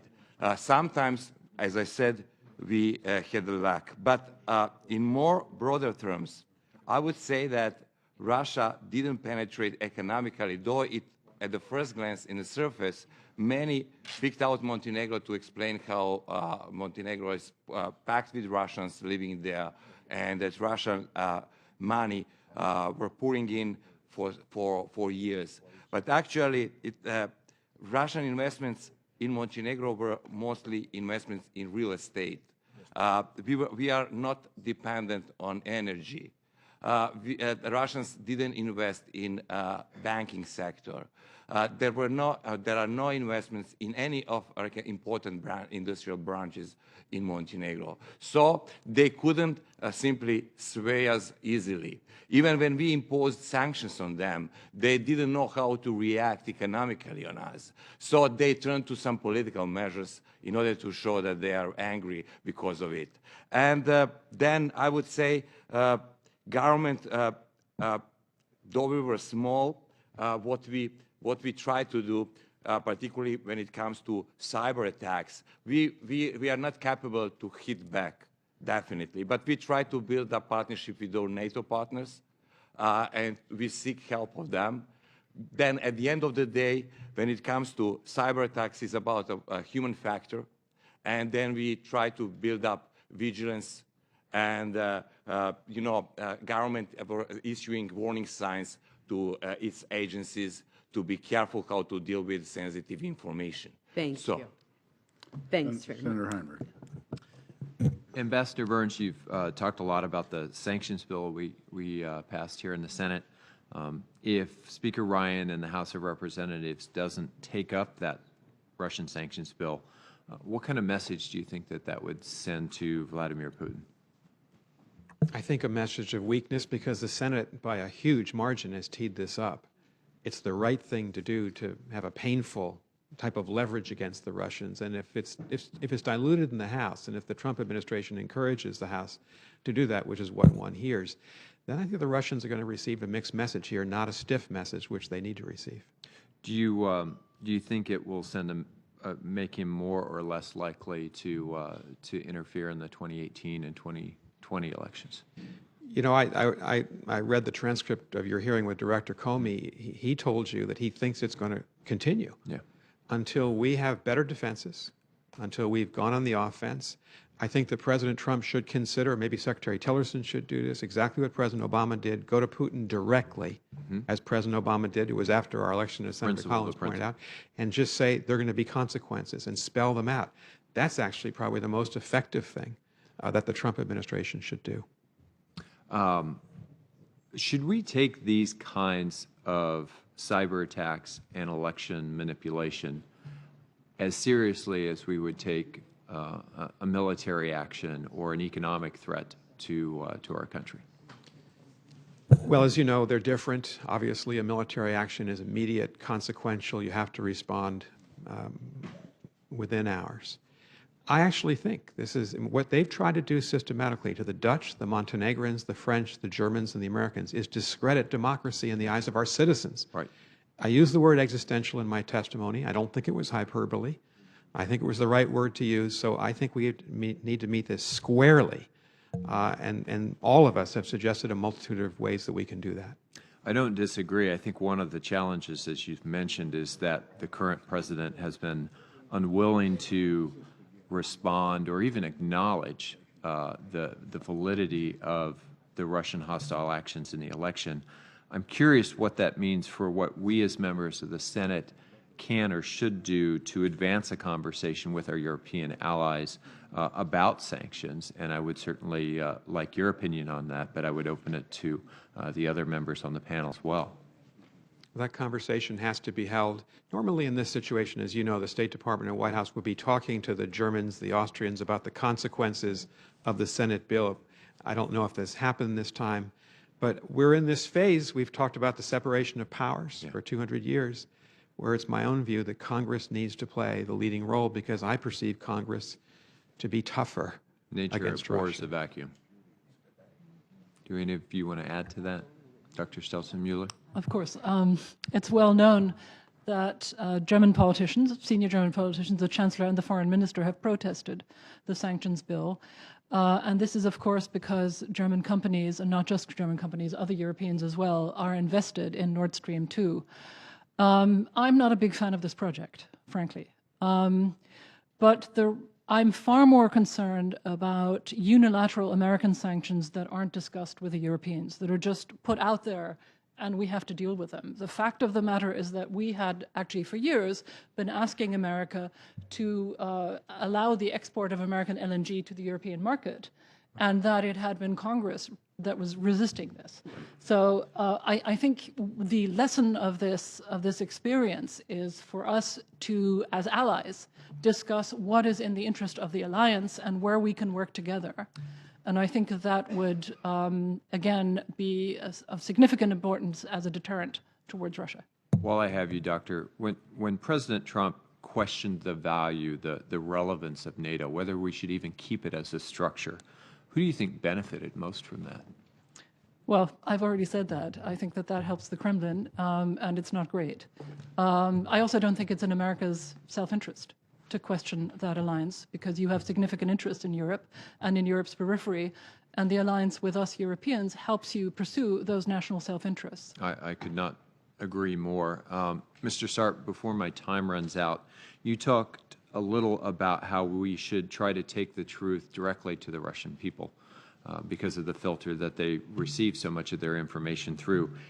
How can we cut out Vladimir Putin and speak directly to the Russian people? Well, I think it is very clear and evident that is the same new environment, which is the digital one. And if one takes note of the recent protests in Russia against the corruption, it was very strikingly how young the crowd was. Mm-hmm. And it was also very clear that these people don't anymore get their worldview from the TV. It's all about also social networks. And yeah, that's the way you can get the truth back to them. I'm sure Kremlin will try to put up a new elements to block us, but I think that is an environment where we can get back to them.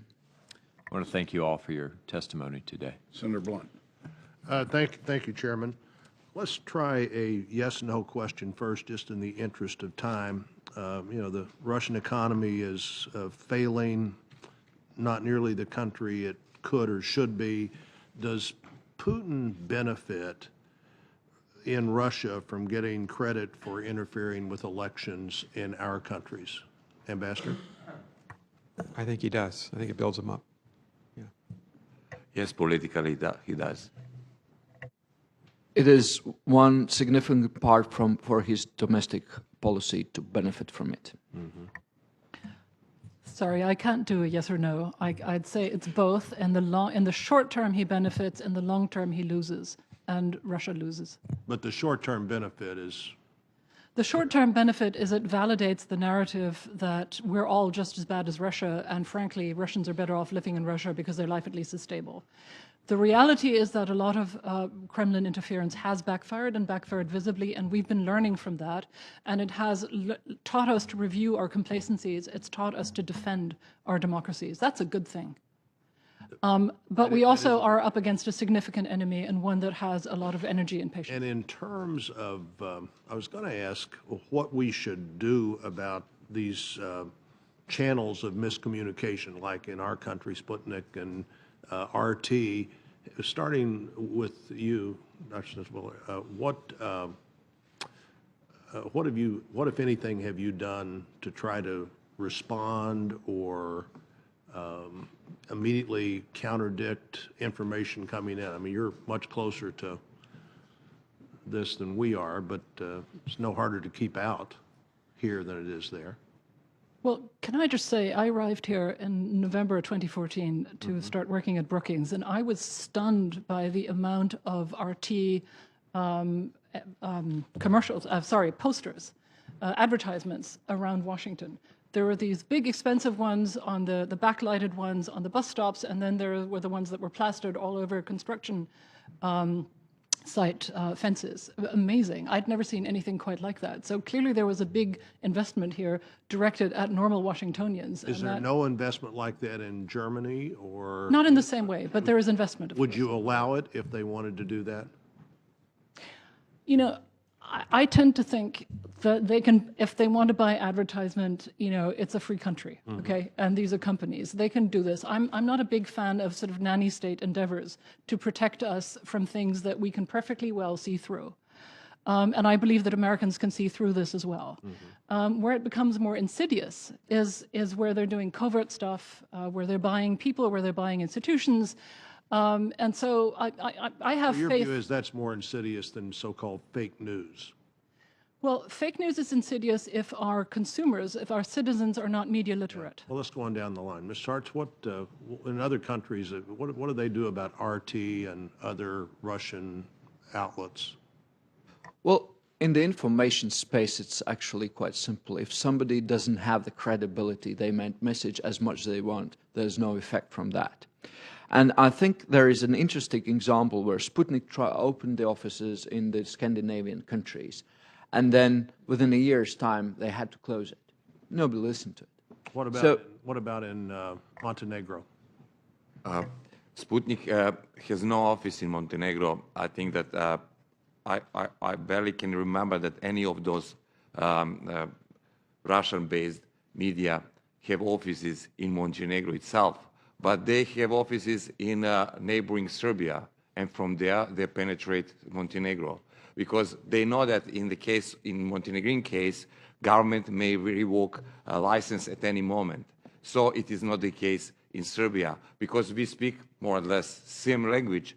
They can do that easily, and then from there, their news will be rebroadcasted or reprinted and published in Montenegro. And Ambassador, what if anything should we do about these known mediums that they use of miscommunication?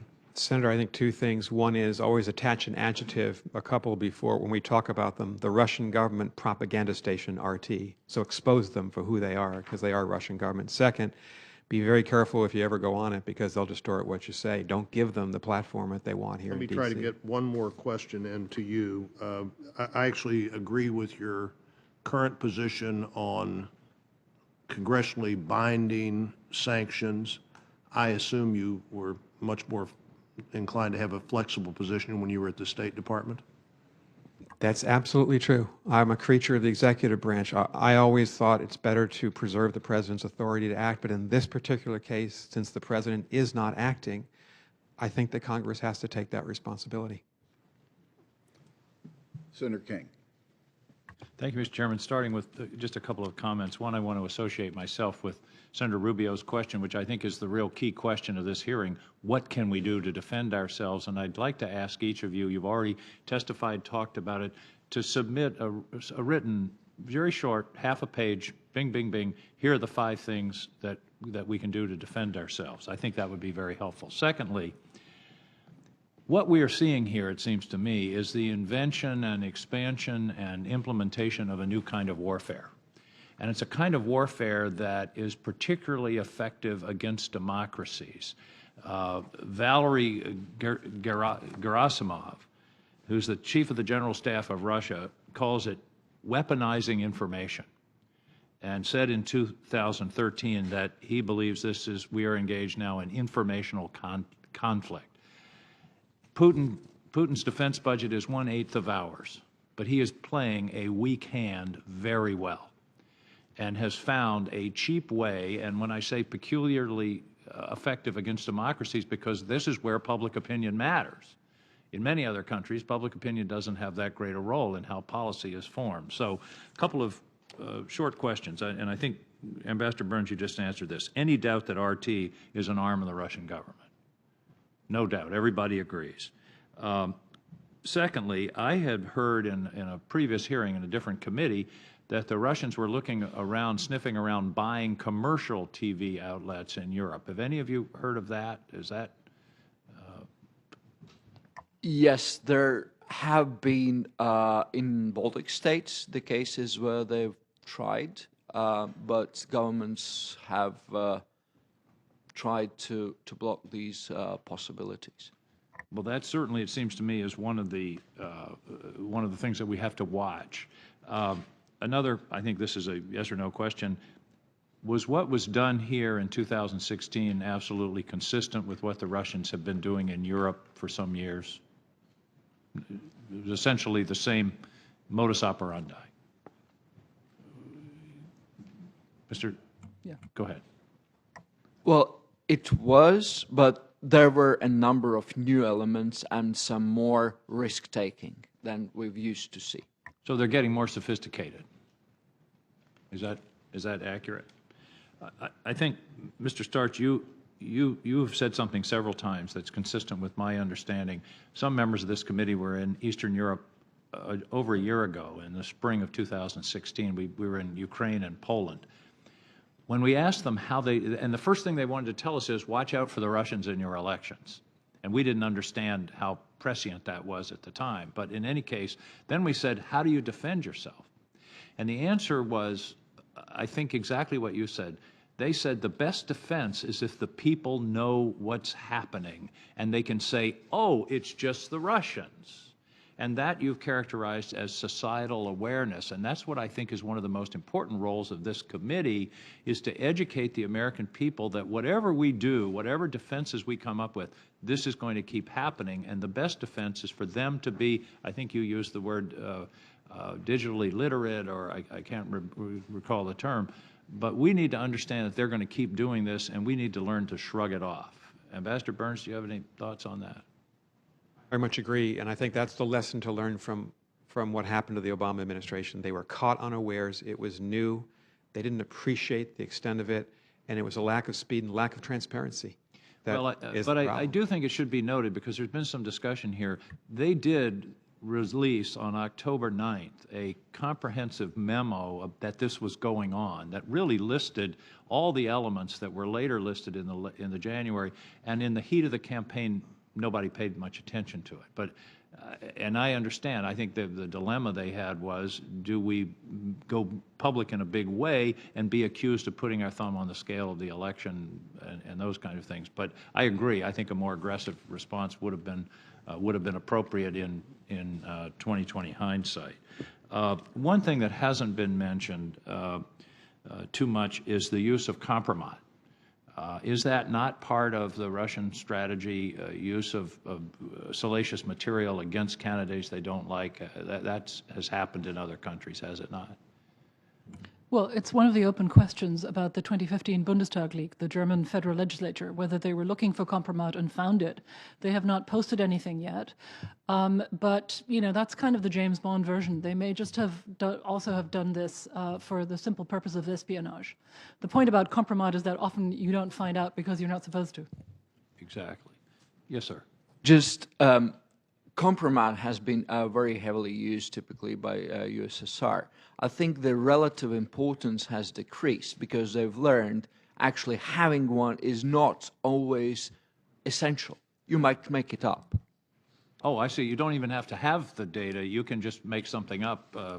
King kicks dogs every morning, and then I'm denying it for the next 3 months, or much worse.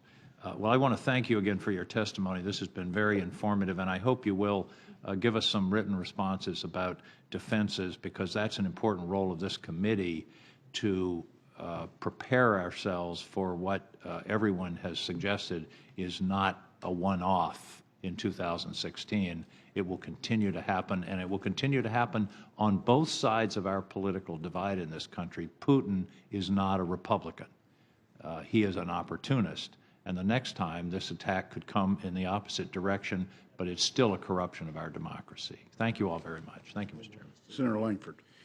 Thank you, Mr. Chairman. And I've learned several things today, including that Senator King kicks dogs every morning, and I was completely unaware of that. Let me ask this panel a quick question, and it goes back to one of the heart of the questions Senator King was just bringing up before, is the deterrence. Let me ask it in a more specific way. What price should Russia pay for this type of interference? It's one thing to say we're informing our people. We're trying to do it rapidly. I've heard that from several of you to say the speed of the information and the response is exceptionally important. Finding cooperation between legitimate media sites that they will actually help identify here's false, here's true, try to get that out. But what price should they pay? And let me bring up why. When the Russians were cheating and doping their athletes, in a very short period of time, Russia paid a very big price for that by their athletes not going to the 2016 Olympics and saying, I know you trained, but you doped your athletes and you were caught for that. It's just been within the last 24 hours that their doping authority is even allowed to start testing their athletes again. They've been on suspension that long. They paid a price for that. We would hope that there would be a deterrent. What price should they pay for this type of aggression? Yes, ma'am. This is a really difficult question, politically, legally, militarily. And the main reason why it's so difficult is attribution. And even when intelligence services know how to attribute, they may not want to make that public. And that is the largest conundrum that we are dealing with here. So we may, I think, be looking at asymmetrical retaliation, as it were, political, economic. And I think the biggest price that Russia can and should pay is failure. Failure to undermine us, failure to undermine our democracies, failure to undermine our alliances. That is something we can do. And I think it is even more important because it's a remaining vulnerability. That is even more important than the question of retaliation. Of course, we, and American and German and European officials have been doing this all the time, is to make it very clear to the Russians that we know what they're doing, that we want them to stop, and that we have ways of reacting. But the actual legality and viability of symmetrical reactions is a huge legal and military problem, as I'm sure you know. Yes, and one of the things you mentioned before, Dr. Stelzenmueller, is that the export of LNG. That's something that was debated extensively here in Congress, and a large part of the conversation was not, the conversation became this is about American energy companies somehow being more profitable, while the Europeans were saying this is about geopolitical power. If you don't sell us LNG, then the Russians can turn the valve on and off, and they control a large part of Europe.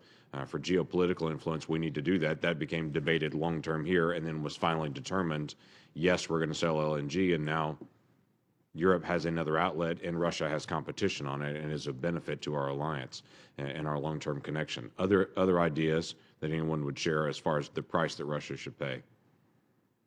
Well, if I may, actually, one of the things that they expect us to talk soft about these things, that's kind of, part of their plan. There will not be direct, strong response. I thought when Emmanuel Macron met Putin, in the way he did it in Versailles, was not a pleasant experience for Putin. So being direct instead of what they thought will be this polite talk. Secondly, the machinery they're using against us is extremely important for Kremlin to control their own population. So if we are able to dismantle it, then we actually, as I've said, we bring in more truth into the internal Russian discourse.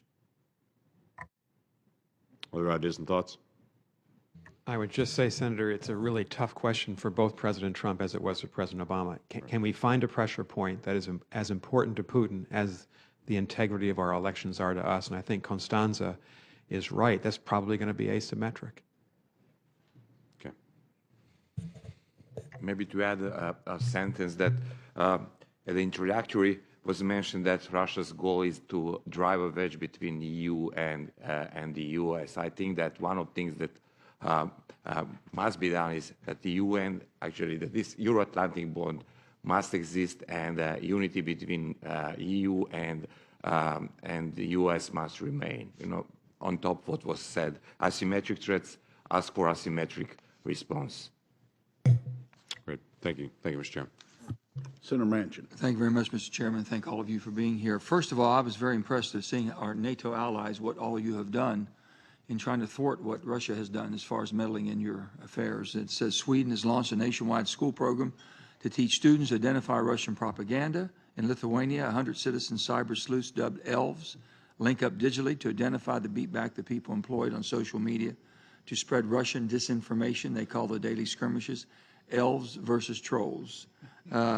France and Britain have successfully pressured Facebook to disable tens of thousands of automated fake accounts used to sway voters close to election time, and has doubled to 6,000 the number of monitors empowered to remove defamatory and hate-filled posts. All of this is, it's amazing. I think that you all have been dealing with this, and it says here in Latvia, has undertaken to ferret out clandestine Russian meddling since it broke free of the Soviet Union in 1991. I think it goes back to what Mr. Sarts, you just had said. They have been controlling their people by misinforming them, by basically not giving them the facts, giving them what they want them to know. When you all broke, when Latvia broke in 1991, you were able at that time to set your people free by the truth. Have you been able to have any insurgency into Russia, getting the truth in there, using their own weapons against them, their own networks against them? Well, none of the governments that I know of have made a decision to do that. There are civic society groups that try to do that and bring in the different tools that might be there. Some of them, and I would argue in front of this committee, humor, as awkward it might be, is one of the best tools I would suggest to penetrate the control system. We, in fact, recently produced a report on the humor as a tool of communication. In 5 hours since, we had a response from Maria Zakharova, and it went on for a whole month, including President of Chechnya, Ramzan Kadyrov, doing a video as a response to our research of humor. I think that tells you a story. So there are many ways you can get in. Okay, let me ask this question then. There's been reports, it's open source, that Putin was directly involved, giving direction in the United States elections, the last presidential election. Our intelligence basically said he was directly involved. He gave the order to do what was done. Do you have that same verification in your countries and the NATO allies that Putin was directly involved, and have you identified him as being directly involved so that people would know where it's coming from? If I had that information, I probably wouldn't be sitting here. But there is a general assumption in Germany that the president's office is directly and copiously involved in giving orders to Russian interference. The actual execution is delegated very broadly to a variety of actors. Anybody? When it comes to Montenegro, I can only repeat or quote what our state prosecutors mentioned just like a few weeks ago. He said that behind these events in Montenegro are nationalist structures from Russia, and that certain Russian authorities were involved in a certain level. But we, at this moment, we cannot make that conclusion that Putin himself was, giving order to what was going on there. If I can follow up with one. The rhetoric coming from our White House under this administration, has it caused our NATO allies to start moving towards contributing 2% to the defense spending, or is it because of their concern of Russia's aggression? We'll let all of you answer. I want Ambassador Burns too to get in on this. Yes. Yes, the Chancellor has said repeatedly that we will achieve the 2% by 2024, which is the date towards which it was promised, and we're increasing our defense budget by 8% this year. We're also doing a lot of other things which are working towards... What was the cause? I think the proximate cause was Russian More so than the White House rhetoric? I'd say that the policies and rhetoric of this administration have contributing to reinforcing a sense of urgency. Gotcha. Ambassador Burns? Senator, I think 20 of the 29 NATO allies have increased defense spending since the Russian invasion of Crimea and eastern Ukraine in 2014. That was the primary cause. But I must say, President Trump's been right to raise this issue, as all of our presidents have, and I think he has had an impact on the internal debate. Canada is one country. They spend barely at 1% of their GDP in defense. So I think he's gone about it sometimes in a way that's not effective. Unconventional. Unconventional, but he's right to raise it. Thank you very much. Yes, sir. Just to add that last year only, other members of NATO increased defense spending by around $2 billion US. Senator Cotton. Thank you. This hearing has been informative on the specific question of Russian active measures in the United States and in Europe. Of course, that's just one small part of Russia's efforts over the decades to undermine Western democracies, try to divide our alliance. I think we've explored most of those points today, so I want to respond more broadly to what I think are two myths that have been propagated here, mostly by my Democratic colleagues, but by some of these witnesses. And those myths are that somehow President Trump is weaker on Russia than was President Obama. And second, that somehow NATO and deterrence is undermined by the United States rather than by Europe. So first, let's review what's happened in the first 5 months of this administration. President Trump has bombed the Khan Sheikhan military base in Syria. He has shot down Syrian planes. They have shot down Iranian drones, thereby showing that Russia is unable to protect its two main clients in the Middle East. We're on the verge of deploying more troops to Afghanistan, where Russia has been meddling with ever greater intensity in recent years. And we've finally proposed a budget that increases our military spending, albeit not enough, that accelerates ballistic missile defense, and our domestic agencies are doing everything they can to promote more oil and gas production in the United States. By contrast, President Obama famously pushed the reset button a few weeks into his tenure, 6 months after Russia invaded Georgia.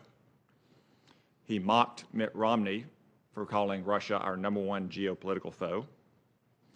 He asked Dmitry Medvedev in a hot mic moment to wait until after the election to discuss missile defenses because he would have, quote, more flexibility.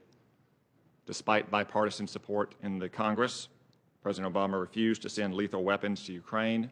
He stood idly by as Russia returned into the Middle East for the first time in 40 years in Syria, and he stood idly by, as we've heard today, in the 2016 election.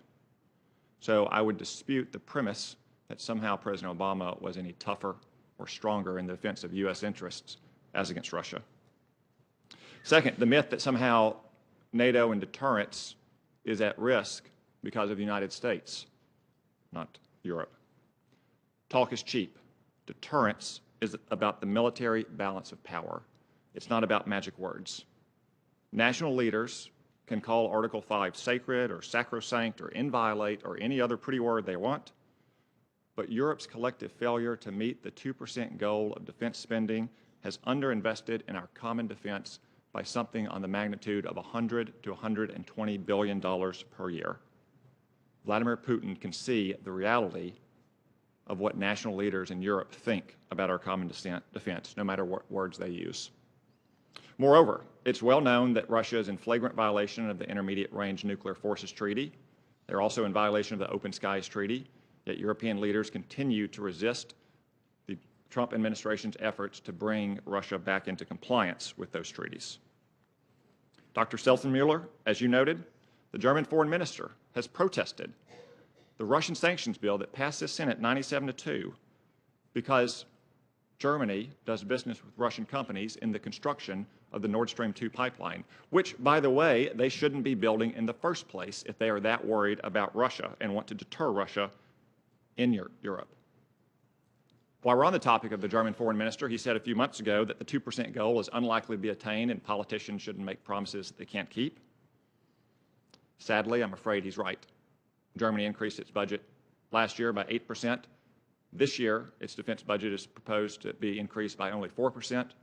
Yet a Forza agency poll suggested that a majority of Germans oppose such an increase. More alarmingly, a Pew poll from last month asked Europeans if Russia got into a serious military conflict with one of its neighboring countries, that is our NATO ally, do you think our country should or should not use military force to defend that country? Here were the responses. The Dutch said 72% yes, 23% no. That is great for the Dutch. They are good allies. Poles, 62-26. Americans, 62-31 by a 2-to-1 margin. Very proud of our country. Canada, 58-31. France, 53-43. Spain, 46-46, not great. Brits, 45-43. Germans, 40-53, would defend a NATO ally. So my time has almost expired. I'll just ask one question, given that so many of my remarks have focused on Germany, and Dr. Stelzenmueller, you're obviously the subject matter expert on that country. What is the matter with Germany? Thank you, Senator, for your questions and for your remarks. I've already said that I'm not a fan of the Nord Stream 2 project, and I think many of my German experts friends agree with me. There is a substantial debate within German politics about the use of this project politically. On the German defense budget, I think, again, I can only reiterate what Chancellor Merkel has said, who looks likely to win this election again, that Germany is on course to fulfill this promise by the time it is supposed to fulfill it. Anybody who has ever looked at defense budgets and attempted to increase them knows how many path dependencies, complications there are in actually expanding forces. We would have to double our defense budget to do this.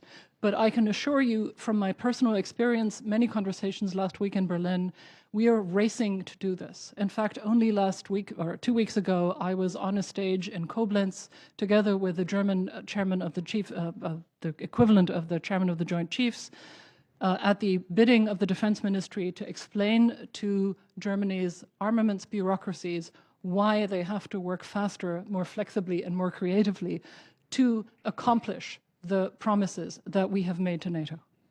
And I assure you that this was a very serious discussion. Now, it will also not have escaped you, because we've been talking about this all day, that we're in an election and that Gabriel is a member of the opposite party, although he's in a coalition with the Chancellor, and therefore he has to say these things. He has also said other things. For example, the first time he went to Moscow, he told Foreign Minister Lavrov, his counterpart, that he did not believe in the post-Western world Lavrov had spoken of at the Munich Security Conference, that this was wrong, that we very much stand by the idea of a Western, of the West and Western alliances, and that this is a question of shared values and not of geopolitical location. So, as for the Pew poll, I'm as unhappy about that as you are, and I know many Germans who are unhappy about it as well. Maybe that is also rooted in our cultural memory of the Cold War. I'm old enough to remember the Cold War, where we knew that if the Article 5 came to pass, there would be 3 weeks of conventional warfare, then it would move to nuclear, and then my country would be a heap of ashes. I think that is a memory that informs that kind of judgment. But I know that German politicians of all parties have made it clear, beyond a shadow of a doubt, to Russia, to Moscow, and to the Kremlin and Mr. Putin himself, that any violation of Article 5 will have us all standing there as one, as allies, to defend an attack on NATO territory. Senator Harris. Ambassador Burns, can you tell me what you believe has been the impact of our reputation with our allies in Europe in particular as a result of this administration's failure to acknowledge that Russia hacked and attempted to manipulate the election of the President of the United States? And if you believe there has been an impact in terms of our standing with our allies in Europe, do you believe that is going to have an impact on our ability to protect ourselves and guard against what should be a predictable attack in our 2018 elections by Russia? Thank you, Senator. I think the basic problem is that the Europeans are accustomed to looking for the United States to lead on any big issue. This is a big issue, and the hearing is central to it because all of us are under attack from a systematic Russian campaign, but they don't see the United States leading. And if you combine, and this is partly in response to Senator Cotton's very good question as well, President Trump has not been strong on the sanctions against Ukraine. He's not been an advocate for the territorial independence of Ukraine. He's not spoken out on interference, and he's been very ambivalent, even hostile to NATO, and seems to look at Germany as a strategic economic competitor, not as an ally. If you put all that together, I think it's the first time since 1945 that Europeans might likely see Angela Merkel right now as leader of the West, not President Trump. I don't say that lightly, and I think it's a sad statement to make, but I think it's a true statement. And so we need to recover our leadership role, and you do that by actions. And on this subject, it's by aligning yourself with the Europeans on the sanctions issue. That's why I support what the Senate has done on a bipartisan basis. And it's by trying to raise our defenses, as Janis has talked about here, in a very effective way. And can any of the other panelists offer that? And Mr. Chairman and Vice Chairman, I appreciate you having this hearing and an open hearing on this issue. I think the American people should have a better sense of how our reputation and standing in the global community has been impacted by our failure to acknowledge that Russia attempted to manipulate an election for the President of the United States. Do any of the other panelists want to add to the ambassador's points? I will add, just to remind you that Article 5 has been invoked only once in the history of NATO, in the situation when the US was under attack after September 11, and that all allies from Europe stood up and stand behind US at that time. And we've been in Afghanistan for years now, together alongside, fighting the same cause. I just add one number to that. More than 800 Europeans have died alongside American troops fighting in Afghanistan for a joint cause. Thank you. Mr. Sarts, you mentioned a couple of points about the French elections, and I was curious about, and Senator Collins, I think, raised this point also.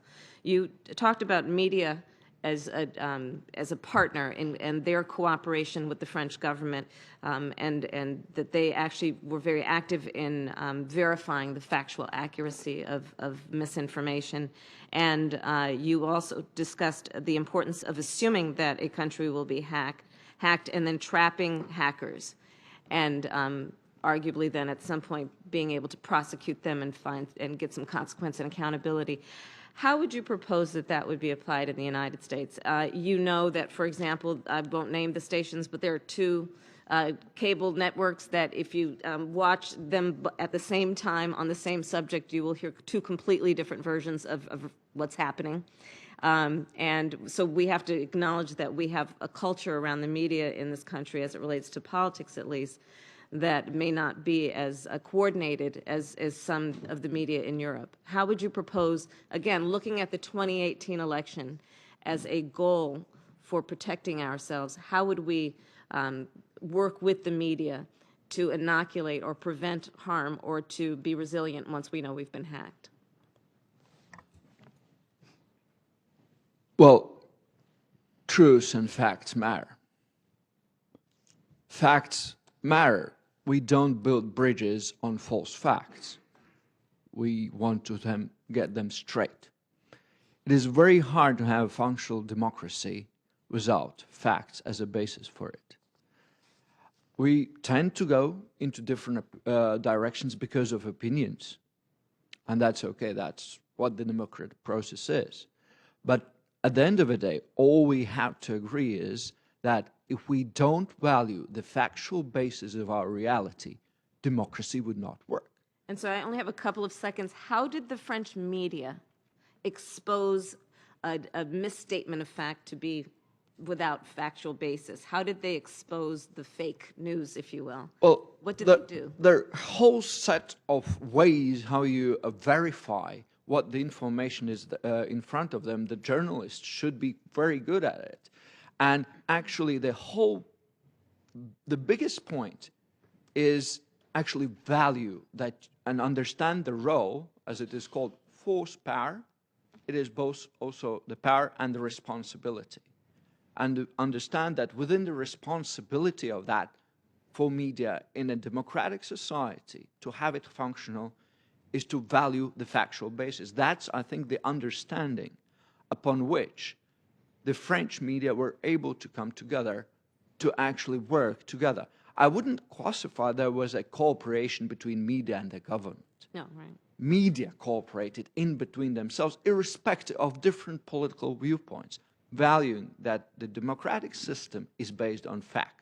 I agree with that, and I would just say that it's important to value a free and independent press in order to allow them to do their job. Thank you. I have nothing else. Senator McCain. Mr. Garcevic, do you believe that the United States has a strategy has to respond to the cyber warfare that we're in today? I think yes. Could you tell me that strategy? That's a very difficult question. I would say that I can see that strategy through NATO And what I also through NATO? Yeah, because when it comes to cyber attacks, you remember that as a result of the first cyber attack of a large scale, which happened years ago when Russia attacked Estonia, a center of excellence was established in Estonia, which was supposed to be... That didn't have anything to do with an American strategy. I was there at the opening of it.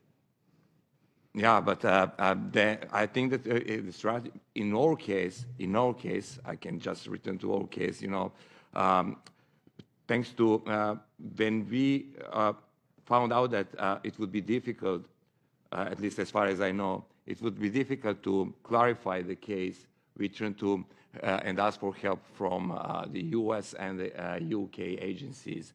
I would like to believe that you know strategy exists. I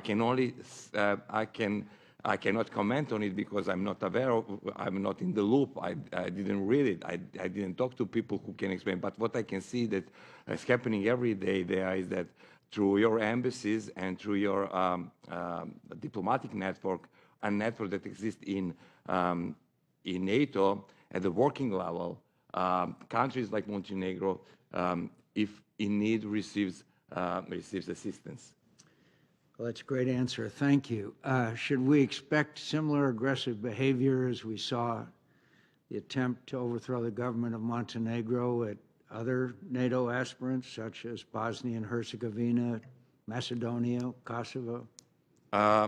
What I mentioned in my introductory, I'm sure that this is just one case, and I'm sure that Russia will continue doing something similar in our neighborhood. That's pretty exciting. They recruited people. They were willing to kill people. They were willing to send people in uniform to kill the prime minister. I mean, it reads out of a novel. Therefore, I think that U.S. and European partners must remain active in the region.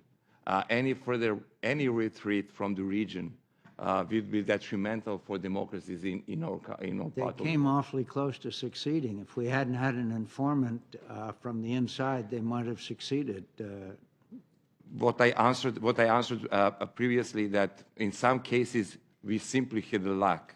I cannot say that we were capable to fight back. Simply, it happened as a result of certain circumstances. One of them you mentioned, and that helped us a lot. Like an informant on the inside. Yeah. This was an informant who was aware of the proportion of bloodshed that would happen if this action succeeded, and he turned and showed up in police to report. Mr. Sarts, should we be concerned about that level of violence that the GRU is willing to engage in order to overthrow a freely elected government? It is concerning, and we should be concerned. Why do you think we haven't heard more about it? I'm quite surprised about that as well, because I think that is a very, very telling story that we have to reflect upon. I have one hope, and that is the fact that it all failed. Russians, like everybody else, do their lessons learned. So I hope the lesson that they learn, it's not really that effective. And in these cases, they tend to lose what they like to have, that is a plausible deniability, at least in the What public has been space. the public reaction in Montenegro about this failed coup? I would say reaction was mixed, even including me at the beginning. I was at that time in the U.S., not working anymore for government, and the first reaction was like a mix of feelings, whether this was staged or not, whether it is true or not. But how time goes on, and we are more and more aware of the proportion of the action and what was behind this action, and how action was organized. And then also as a result of two suspects decided to cooperate with police, and they disclosed in their verdicts how action was planned, who financed it, who were the people for contact in Serbia, those two agents that I mentioned at the beginning. Go ahead. The Russian agents. From this actually helped us make this picture completed, putting pieces one by one. So then now we have clear picture what was happening at this very. What's the reaction in the Baltics, Mr. Sarts? Oh, in the Baltics, I think currently all the governments are looking at, with a great concern, at the big-scale Russian military exercise that is planned for September, Zapad 2017. We, from I'm our talking about the reaction to what is clearly a very complex, detailed plot to violently overthrow a freely elected government. Well, there were all kind political statements condemning that. There was a discussion within the countries, both within the government's closed circles as well as openly, of what has been the parameters of it. And I would tell that governments have taken a very great care to look into elements of what made it and what was the plan, to make adjustments for their own planning in the case of particular crisis. I thank you, Mr. Chairman. Thank you. Senator Rudd. Well, thank you very much, Mr. Chairman. Thank you, panel, for an excellent discussion. And Ambassador Burns, thank you for your distinguished service to the country in so many ways and your wise counsel. And thank you for promoting us to the best hope of fixing this problem. But I think we're the second best, frankly, that I share your concern that the President really has to take the lead here for obvious reasons. Commander-in-Chief, chief diplomat, the most recognizable public figure. There was a missed opportunity at the NATO conference. Forget what was said. What wasn't said was the common threat we face today, the most significant one, not the only one, is this deliberate action by the Russians. And my sense is that the most immediate game changer would be if the President, standing next to the Chancellor and to the President of France and to the British Prime Minister, took that position. I assume you have an opinion on that. Well, I do. I was ambassador to NATO, as you know, Senator, and every American president has been the leader of that alliance, has affirmed that bedrock commitment, and we know it was in the president's speech and it came out. And so it had a devastating impact on American leadership. And what we haven't talked about today is that in addition to the intelligence and judicial and political measures to take to defend against the interference in our elections, you and Chairman McCain lead another committee. We have to keep funding the rebuilding of the U.S. military in Europe. I hope permanently station the NATO battalions in Estonia, Latvia, Lithuania, and Poland, because we're into containment of Russian power. We're back into containment on multiple levels, and this hearing exposes one of those levels. In that spirit, though, not only the reaffirmation of Article 5, but also a positive statement about the common threat of cyber against the United States. We've missed one opportunity, but if the President could stand with the leadership of NATO and the Prime Minister of Canada and many other interested parties and make that declaration, that would do as much to stop this process as anything. Is that fair? Well, it would, because the immediate threat now is this threat. It's the cyber attacks on the electoral processes. It's a much bigger threat than a conventional threat. He has the opportunity. He'll be in Germany the week after next. He'll be at a summit hosted by Chancellor Merkel. There are opportunities for the President to get back into this leadership role and to try to build some bridges with the European leaders. My sense is that Secretary Tillerson and Secretary Mattis want us to go in that direction. They've been talking publicly about trying to play a bigger leadership role, a more concerted one. Well, thank you. Mr. Sart, we have had discussions about the vulnerabilities of our electoral system, our information, social media, all of these things. We know, as several people have suggested, that they're coming back From your perspective, what are the Russians working on, already working on, in our case, the 16 campaign and the 18 campaign in the United States? Are they going to deploy more sophisticated cyber operations against our registration and electoral systems? There's been some reports in Great Britain in the context of the Brexit vote that there was an attack on registration systems. And I guess the biggest question of all is, are they already there and we don't know it because of the ability to use some tools that have fallen into their hands? So if you could. One thing that we've registered, Russians do experimentation.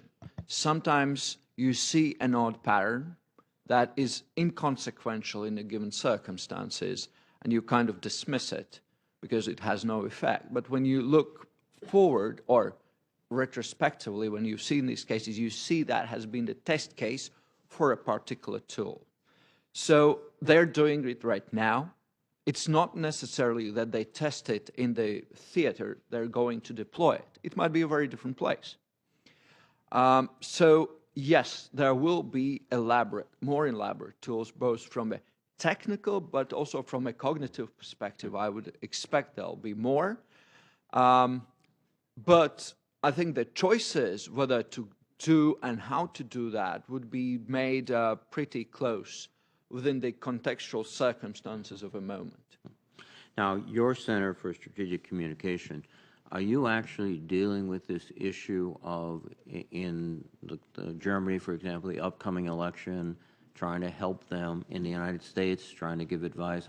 Is NATO taking the position, with, we hope, U.S. leadership, of proactively dealing with this, or are you caught up in this kind of paralysis that we see in the United States?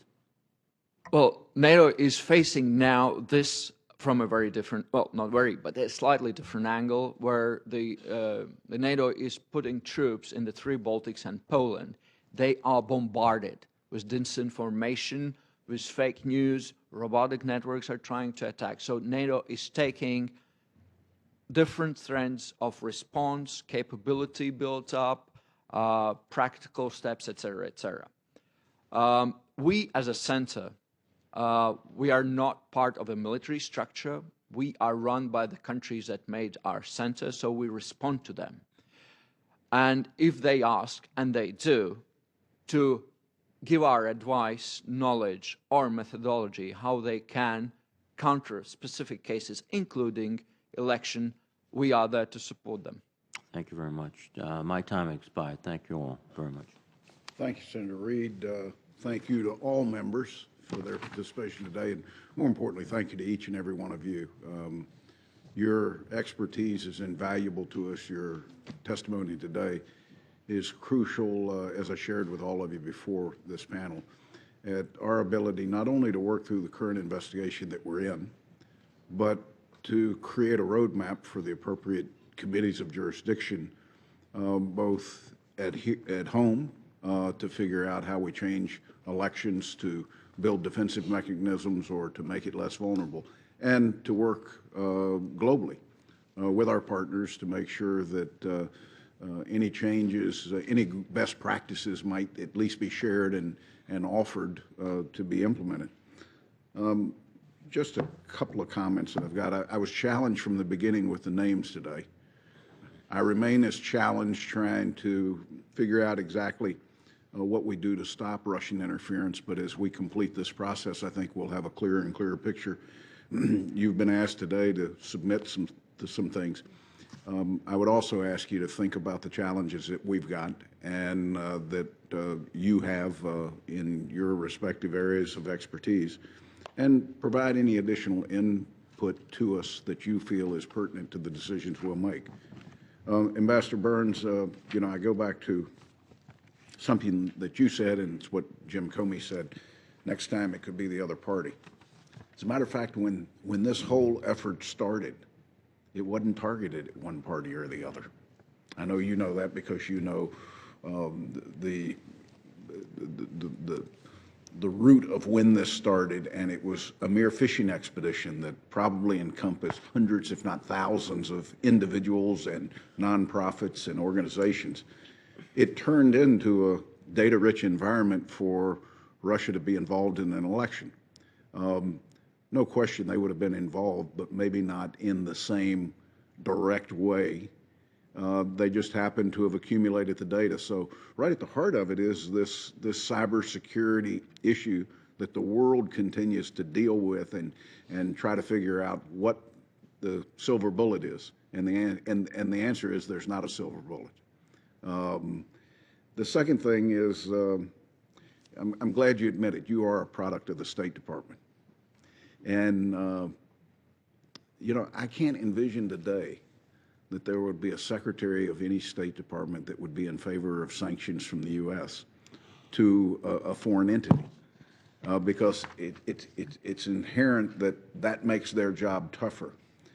But even though I don't think Secretary Tillerson is out there calling for Russian sanctions, I wouldn't expect any secretary to do it. But there has to be leadership. And I think that's what the world's crying for right now, is for leadership. And I hope that we do what we've historically done and we fill that vacuum. Not because we're better at it. It's because I think as I travel the world's waiting for us to do it, because we provide liability umbrella for a lot of countries. Because our elections have certainty and most other elections don't have the length of time certainty that we do. So there are things that are unique to the United States, and we have to realize how that aids our partners around the world at leveraging that certainty of U.S. elections. So here's where I end up. I believe voters in Asheville, North Carolina, and Houston, Texas deserve the same thing, and that's to vote with no interference, just as voters in Berlin and Paris deserve elections that have confidence that their votes and the integrity of their election systems are intact. As the committee continues its investigation, it's increasingly clear that Russian activities fell into what I would refer to as a seam. It was domestic activity by a foreign power, so the intelligence community wasn't quite sure how to approach it. It involved what I might informally call pseudo-government organizations and the political parties, so that it confused our government's approach somewhat. Lastly, the intelligence community diligently avoids political issues. So that added to the additional complexity of this problem. Here's where we are today. This committee's got a charge from the leadership, and that's to thoroughly review Russia's meddling in the 2016 election. And the committee is committed to finish that investigation no matter how long it takes, no matter what the results are. I'm not sure that Russia's involvement in our election will change much from our initial assessment, which was the ICA that was produced by the Obama administration. But what this committee can do and should do is to make sure that every American and every person globally that cares about the integrity of elections reviews what we find, embraces what's needed to assure that elections are fair and there's no interference in the future, and that we collectively commit to make sure we carry that out. So the committee's work is vitally important to how this difficult time in our history ends. But I'm confident that we can come out of this with a report that not only spells it out for those of us that are members of Congress, but spells it out for the American people and our partners abroad in a way that can be understood and can be received with confidence. Your contribution today has been incredibly helpful to our ability to put that report together. With that, this hearing's adjourned.